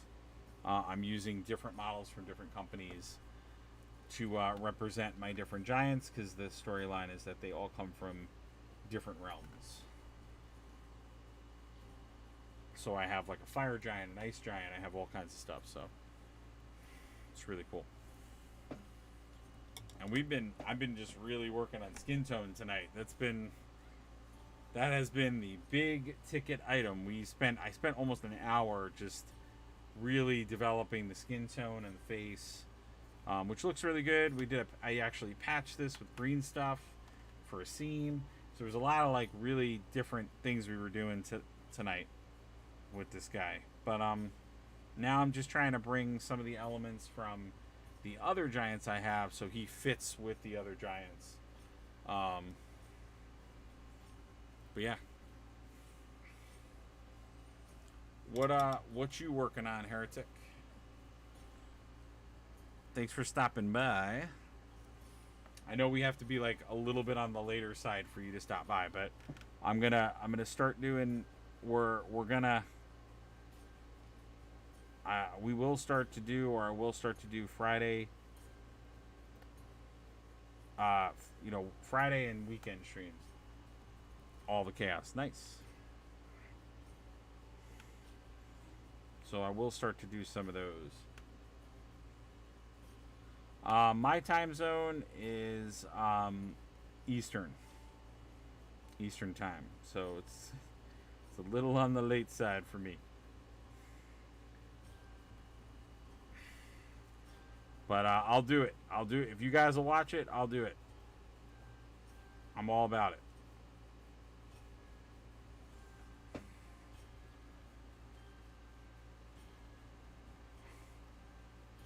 $5 hours ahead. Okay. Well, here, let me ask you this question. We'll find out the answer together. What time is it where you are right now?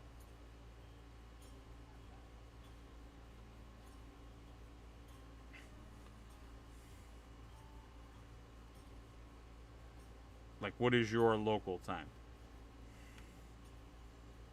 5:40. Yes. So you are in fact 5 hours ahead of me. That's crazy. God bless.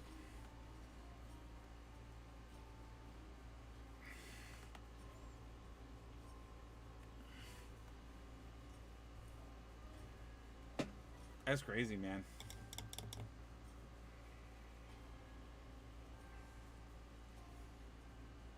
So are you like off like today? Like, are you not, or you like work from home? Is that like what you do?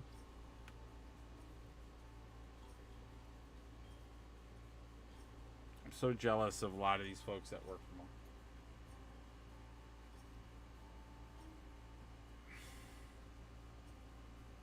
I'm like touching things and getting stuff stuck on me.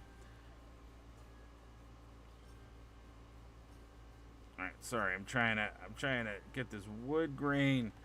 Now we're doing all wood grain on all areas. I don't know what's going on. I have to check how I primed this so long ago I don't remember. I am, although I work shifts. Okay. Gotcha. Well, as always, thanks for checking in and being a part of our stream tonight.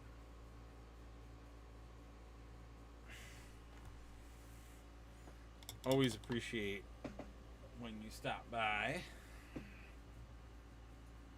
and seeing what we're doing. I was gonna say, Heretic, I think you're part of our Discord. I always let people know that I'm on the Discord channel, so if you ever I'm going to start doing that more because I know for a lot of people, they're watching me while painting. So I wanted to start giving people the option to like physically talk as well as doing their thing. So because I know sometimes if you're working on stuff, you know, it's hard to type. But I know also people kind of lurk. So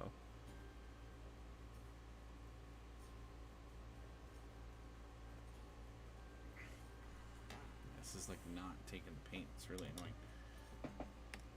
Something happened with the primer. So I'll do like 60. Okay.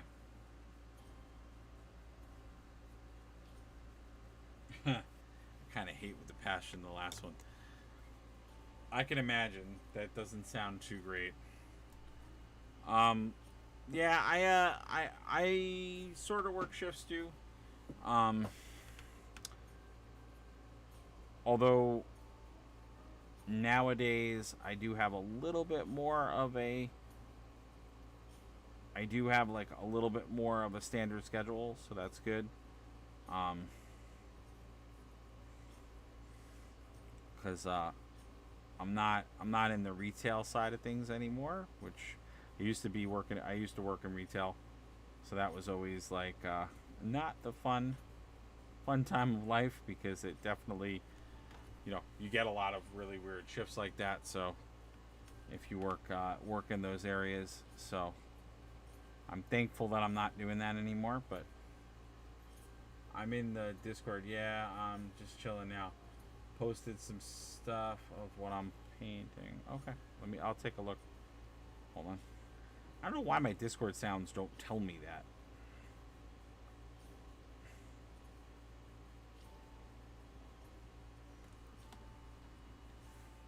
Like my Discord doesn't like tell me that people have posted, so like what the hell is the point?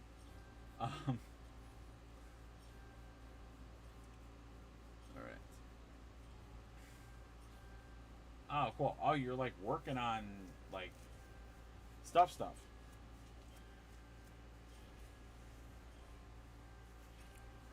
So is that like stuff you're gonna 3D print? Is that what you're doing? Not really painting. I'm working on fully custom Trader Guard regiments. Okay. That's cool. Oh, excuse me. I'm like starting to wane a little bit. I'm gonna be all right. I'm gonna hang in there. Yeah, stuff. Nah, it's like hardcore conversions. Maybe a little 3D printing. Okay, cool. Yeah, you know, that's part of why, and really the push for this weekend. I promise you guys, I'm gonna get the Discord. I'm gonna get my Patreon with more content on it. I apologize. I keep talking to you guys about it, and I don't blame anybody for not being a part of the Patreon because there's like nothing up there. I'm going to be working on getting more content onto it. So there's some more robust stuff, and I'm going to be super on top of and better about getting content up to it. But yeah, that's part of why I want to really get our Patreon and some merch stuff going. So I too can do some more like custom projects, and we can get some other like kits. And I'm definitely gonna be next step once we are getting a little bit more funding is gonna be to start to take a look at 3D printing stuff because I want to start sculpting. Actually doing some VR sculpting, so I think we're actually going to stream that on the channel now that I have a much more robust system to help me do all of that, and I can do that comfortably. So you guys are going to see a lot of different content that I'll be able to do now that I got the new computer and everything's working great, and it really is going to be able to push a lot more stuff. So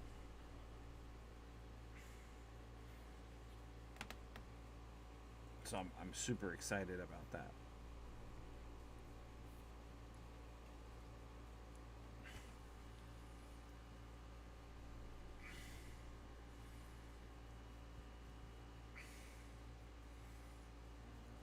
Yeah, we're gonna have so much cool stuff.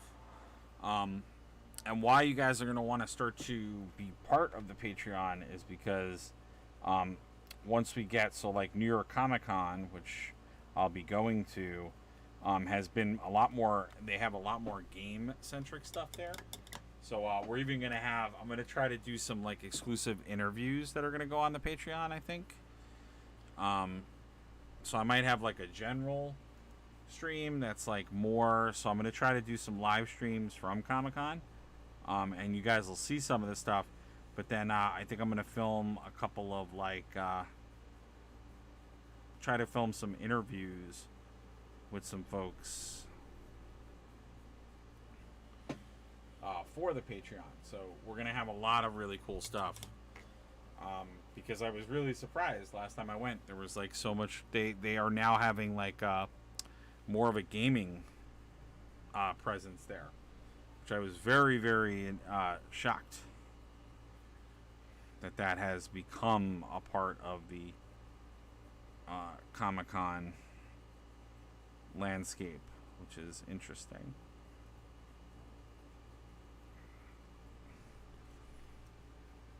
And with the writer's strike, I think you're probably going to see. I feel like you might see that area get more expanded, or more invitation to people in that community, because I don't think you're going to see a lot of the larger major people there because they can't.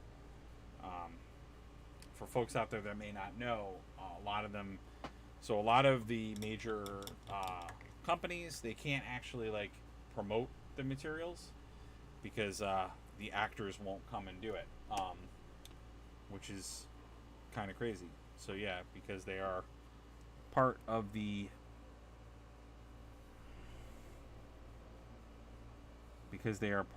strike, they can't actually come and support their projects.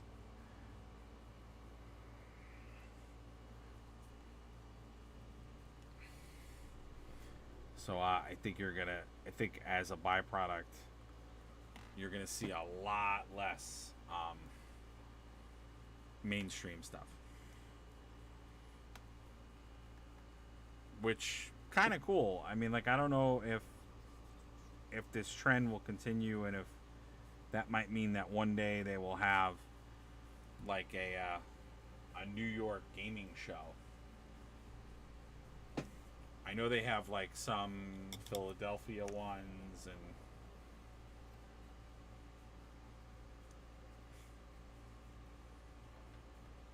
but it'd be kind of cool if they started doing them.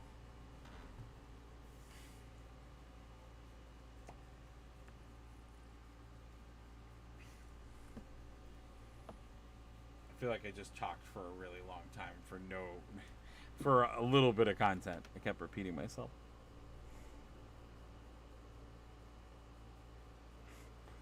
Yeah, the only one that I know of that surfaced in the last little bit was the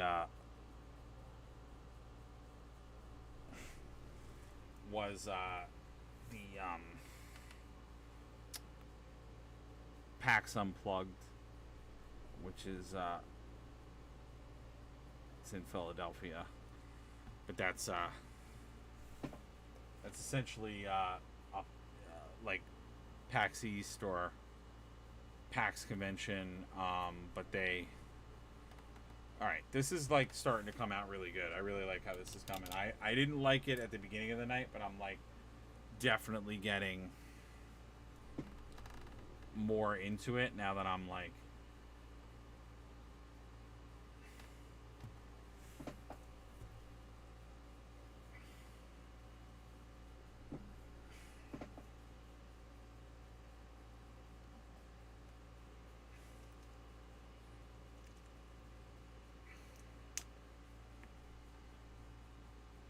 Heretic. What do you think of the Giant? You think he's coming out good? What are your thoughts?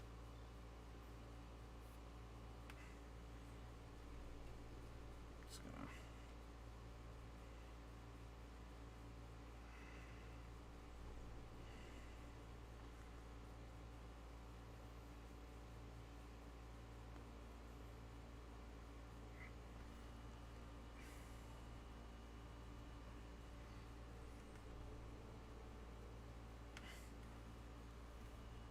when you say you missed that, what part is it? That I'm cutting in and out, or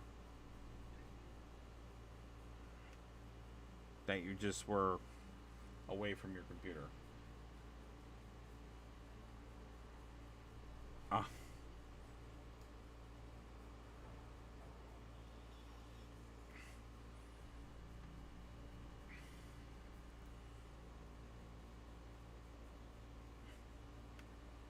No, I was reading something and did register what you said. Oh, okay.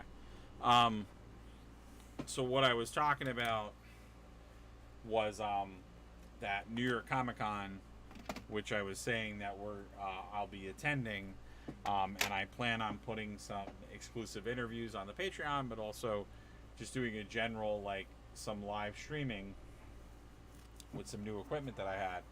I was saying that the New York Comic Con, I was saying that they have more of a gaming presence, and just like the fact that I want to explore that. But then I was saying that at the beginning of the night I wasn't a fan of the Giant, but I'm really liking how it's coming out. And then I was just like, oh, what do you think, Heretic? So I was asking your opinion. That was it. I paraphrased that perfectly. But yeah, at the beginning of the night, I was getting a little annoyed with the Giant. I was like having a lot of issues. Cool. All right, most important part of the night. Gotta get his nipples. Some giant nipples. Yeah. His other nipple.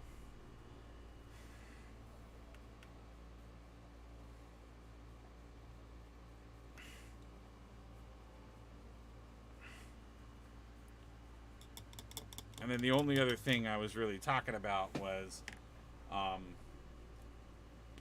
the main event. I mean, it's funny that you say main event. He kind of looks like Big Show.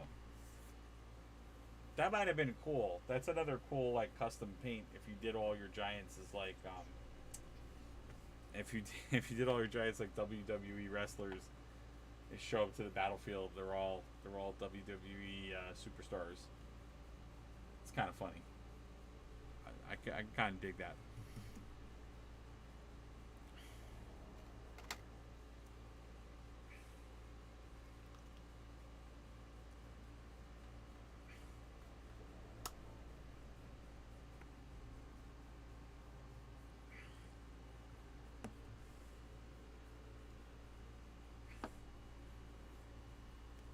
Yeah.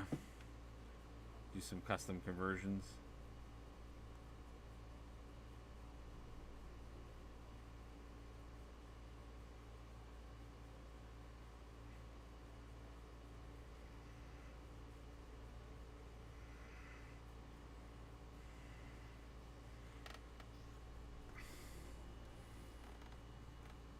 This I'm actually so I've been saying it as we've been painting these guys that, like, I was riffing. So when fantasy started, when old fantasy had a Giant, and it was very like derpy, which a lot of the old fantasy models were like that because they were like, you know, GW's like first or second. Why? I found this on the web. No, it's not.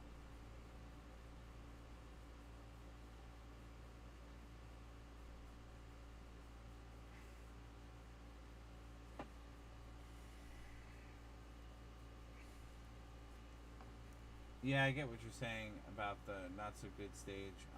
Working on a pretty big conversion, and honestly was close to shelving it because I just didn't like it. But I started building it out of more, and I like it now. Yeah. Well, every model, I say this every time we paint, but every model, why is this keep going on? Stop. It's so weird. Sorry.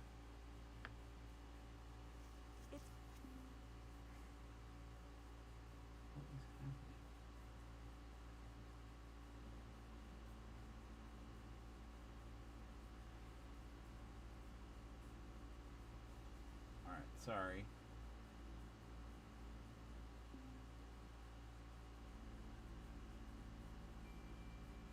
Yes. It is called the hot garbage stage. You are right. But yeah, every model gets to that point, and that's where my giant was. You know, it was getting to that point. So I was like, I don't know if I really like this.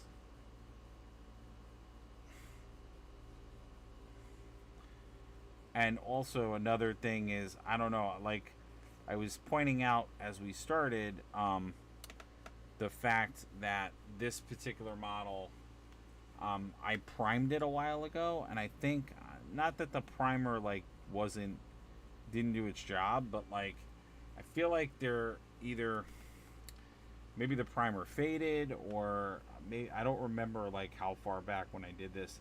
I'm thinking maybe the can of primer was running out when I did this, and maybe I tried to like, you know, get that primer to like squeeze out a little bit more. So I felt like there was some priming issues that were causing me to not like what was going on. So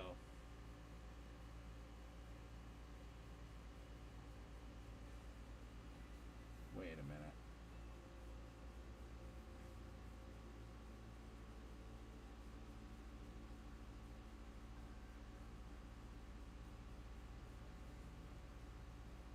That was weird.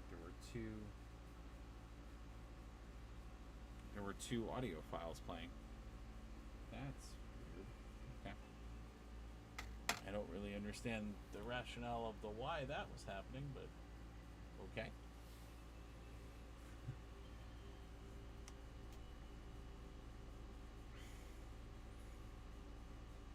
I'm just gonna chalk that up to some more crazy computer behavior.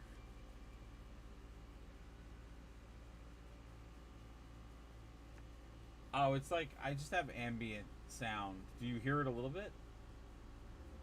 There we go. I'll put it up a little higher. I made like a playlist of. Oh, okay. Is it because I made it louder, or you just realized that there was music? I think, or is it a little bit of both? Probably a little bit of both.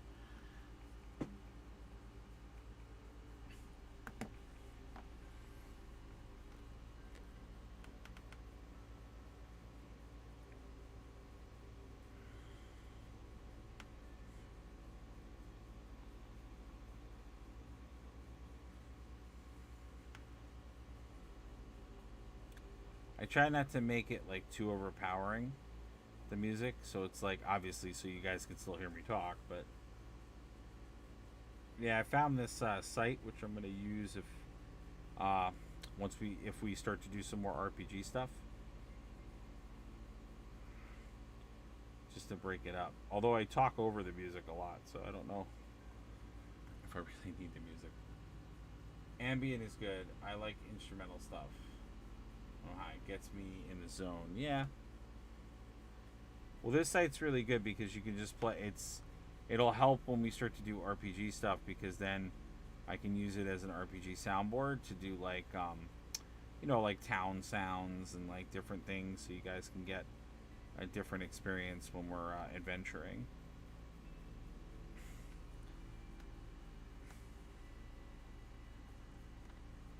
But we're not there just yet. I got to get my old group back together. Although some of them are going to be coming back, might be coming back soon. So we'll have some of our regular guests back on the show, and we'll probably do. I'm thinking we can do a few. Maybe we'll do the kind of review or roundup. I was holding off on it because I know a lot of conventions happened and there was a lot of new announcements, but we might do another one of those soon too.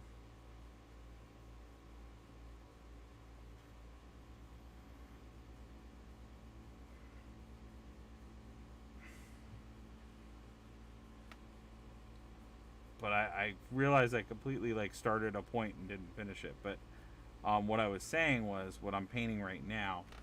Um, so I've been talking about how I'm like really kind of riffing the old fantasy giant model, and now with this guy, I'm kind of really leaning into it a little bit more. But that's why I kind of opted to make this giant and the regular giant a little bit more on the colorful side, so they have a little bit more colorful like garments, and they have more colorful like shields and things, because this is a little homage to the old fantasy models, because the fantasy models and their paint samples were a little bit more like traditional, more generic fantasy.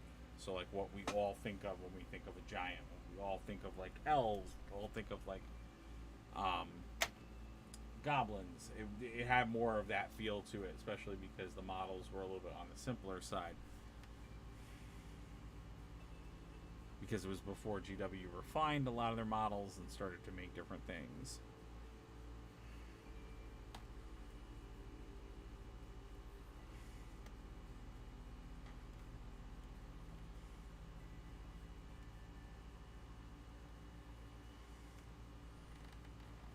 So I definitely like that middle shield now. And that shield is a little bit of a nod to the Batonian units, which are kind of back in the game. They were not in the game, and then they sort of came back in the game. So the City of Sigmar people are kind of like them. They're not quite. They're a little bit different, but they have a little bit of the same vein to them. So.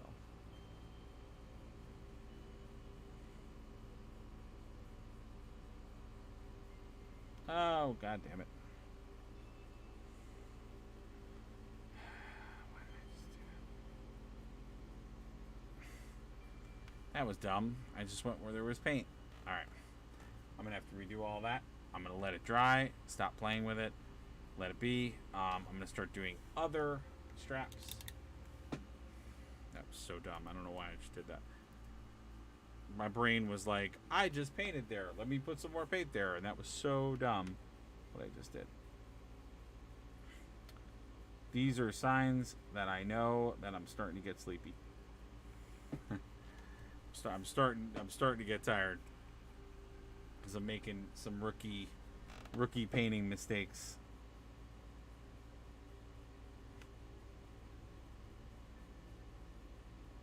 Which, to be fair, I still make some of those all the time. I don't know if you guys do, but I still make some of those mistakes, because my brain forgets what I'm doing. Or I would say the biggest reason I make a lot of those mistakes still is I get impatient and I want to like get to the next step. So I'm like, I can do it. It's gonna be fine. And then like I go and do it, and it's not fine. Man, it's so weird. So like for this stuff, I feel like the primer like worked very well, but for like a lot of the other parts, yeah. So I bet that's what happened. I bet it ran out of primer halfway through me doing this, and so some spots got like really nice application of primer, and then like other places just got very little primer.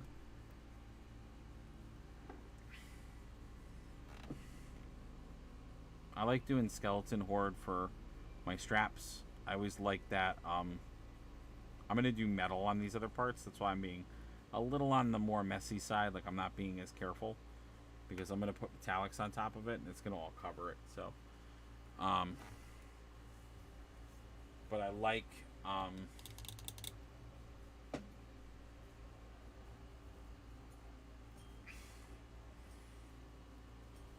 yeah, I like the skeleton horde for straps and stuff like that, because it just looks, it has a really nice leather look to it, and I like doing it for I also like using it for any kind of wrappings,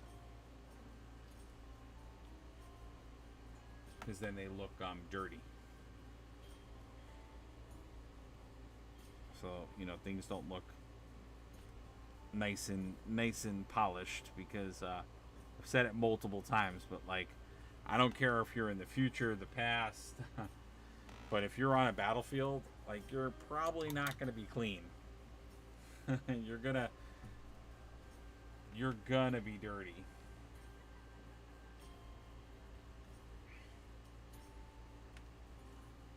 You're not. Oh, there's a secret shield back there and some more wood, which I did not see the first time. So let's get that snake bite leather for the wood, which I love using it for wood grain. It's so good for wood grain. We'll get the shield painted.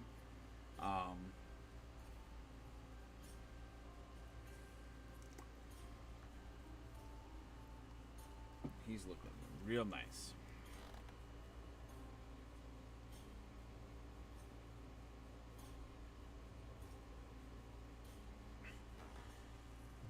But yeah, I'm very intrigued to see what we discover at New York Comic Con. Because, like I said, I was pleasantly surprised last year of just all these like gaming vendors, and a lot of them independent ones. I bought some really cool stuff. There were some folks that were doing like some like RPG creative solutions for like DMs and players. There was a really cool company that did dice, which I got to talk to their CEO. He was really cool. He gave me some free stuff. We did some videos on the channel, which was really cool. So I did a couple of streams where I just reviewed as part of like the Comic-Con haul. I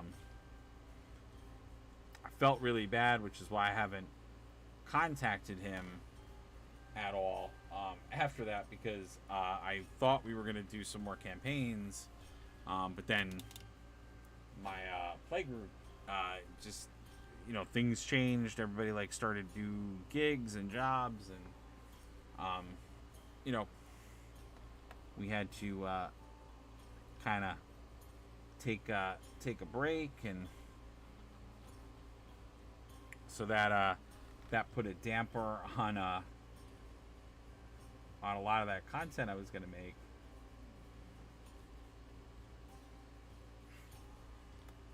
But some of them are going to be coming back, so we might have another shot of that. But I will definitely check the waters before I make some bigger. Oh, there's another secret shield. Jesus, this guy's got a lot of shields.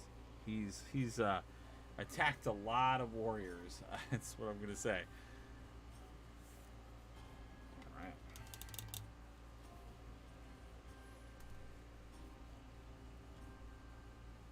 All right, where are we sitting? Ooh, 2.5 hours. All right, I'm thinking I'm gonna do this last shield, and then I might have to say adios. But let me see.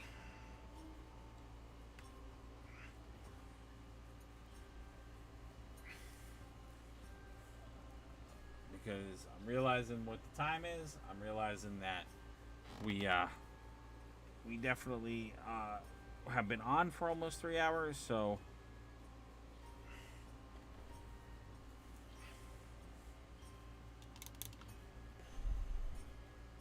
I'm happy because we got a very good push on the Gargant on our big giant, which is super awesome. I'm very happy with that.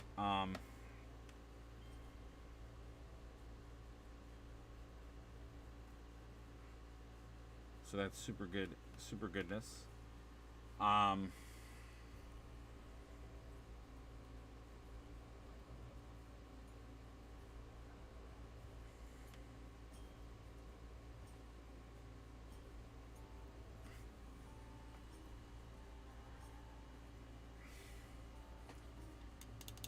Because of course, like any other big model that we do, he's gonna take us a minute to get done. But he should, because he's like, going to be a big part. Now, not only does he fit into, obviously he's going to be part of my giant army for AOS, but what I also will be doing with him is for Kings of War. I do plan on getting into a Goblin army, which he can play in. So he is in fact part of the Goblin army for AOS. So, and what's crazy is that if you're not familiar with Kings of War, their game, which at the point when they made Kings of War, I don't like to compare them to GW or say like one is better, but the folks that started Mantic Games actually came from GW, and they did, really, Kings of War kind of started as something that was in that same vein as fantasy, because they got rid of fantasy, and sort of like kept that alive, or like kept the mantle of it. Kings of War is a different game. They have different mechanics, but it is what we call regiment based battle. So it's not like 40K or even the modern Age of Sigmar, where you're thinking of like small squads of units. It's you move as a regiment. The regiment takes damage. There's flanking and pivoting, just like fantasy used to have. So definitely, when you are looking and playing Kings of War, you can't help but feel like you're playing Warhammer Fantasy, or old Warhammer Fantasy a little bit. And they're real smart. They're a smart company, because what I love is they will, give players the rules. You can proxy stuff. Like, they're really encouraging of like proxying and like kit bashing and all that kind of stuff. So if you want to show up with custom kit bash stuff, they're not as like protective of like you can only use an approved Warhammer miniature. They're much more open to the community, using their models, but at the same time improving or doing stuff with them. So they're not giving people stuff for free. They are still making money on you, but much different scheme.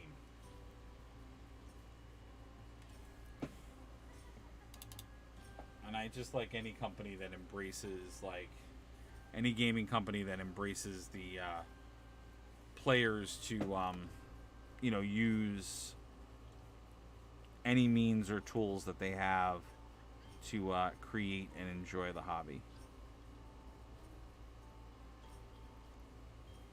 I feel like that's an area that GW is going to have to eventually start to get into, which is not necessarily STLs, but it's like giving people more of that option.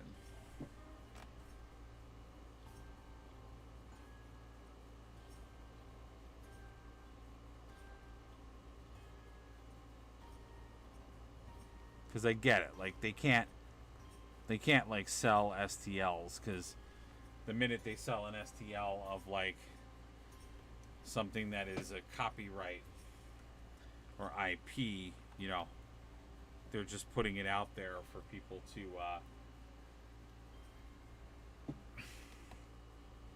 to steal. So I get that.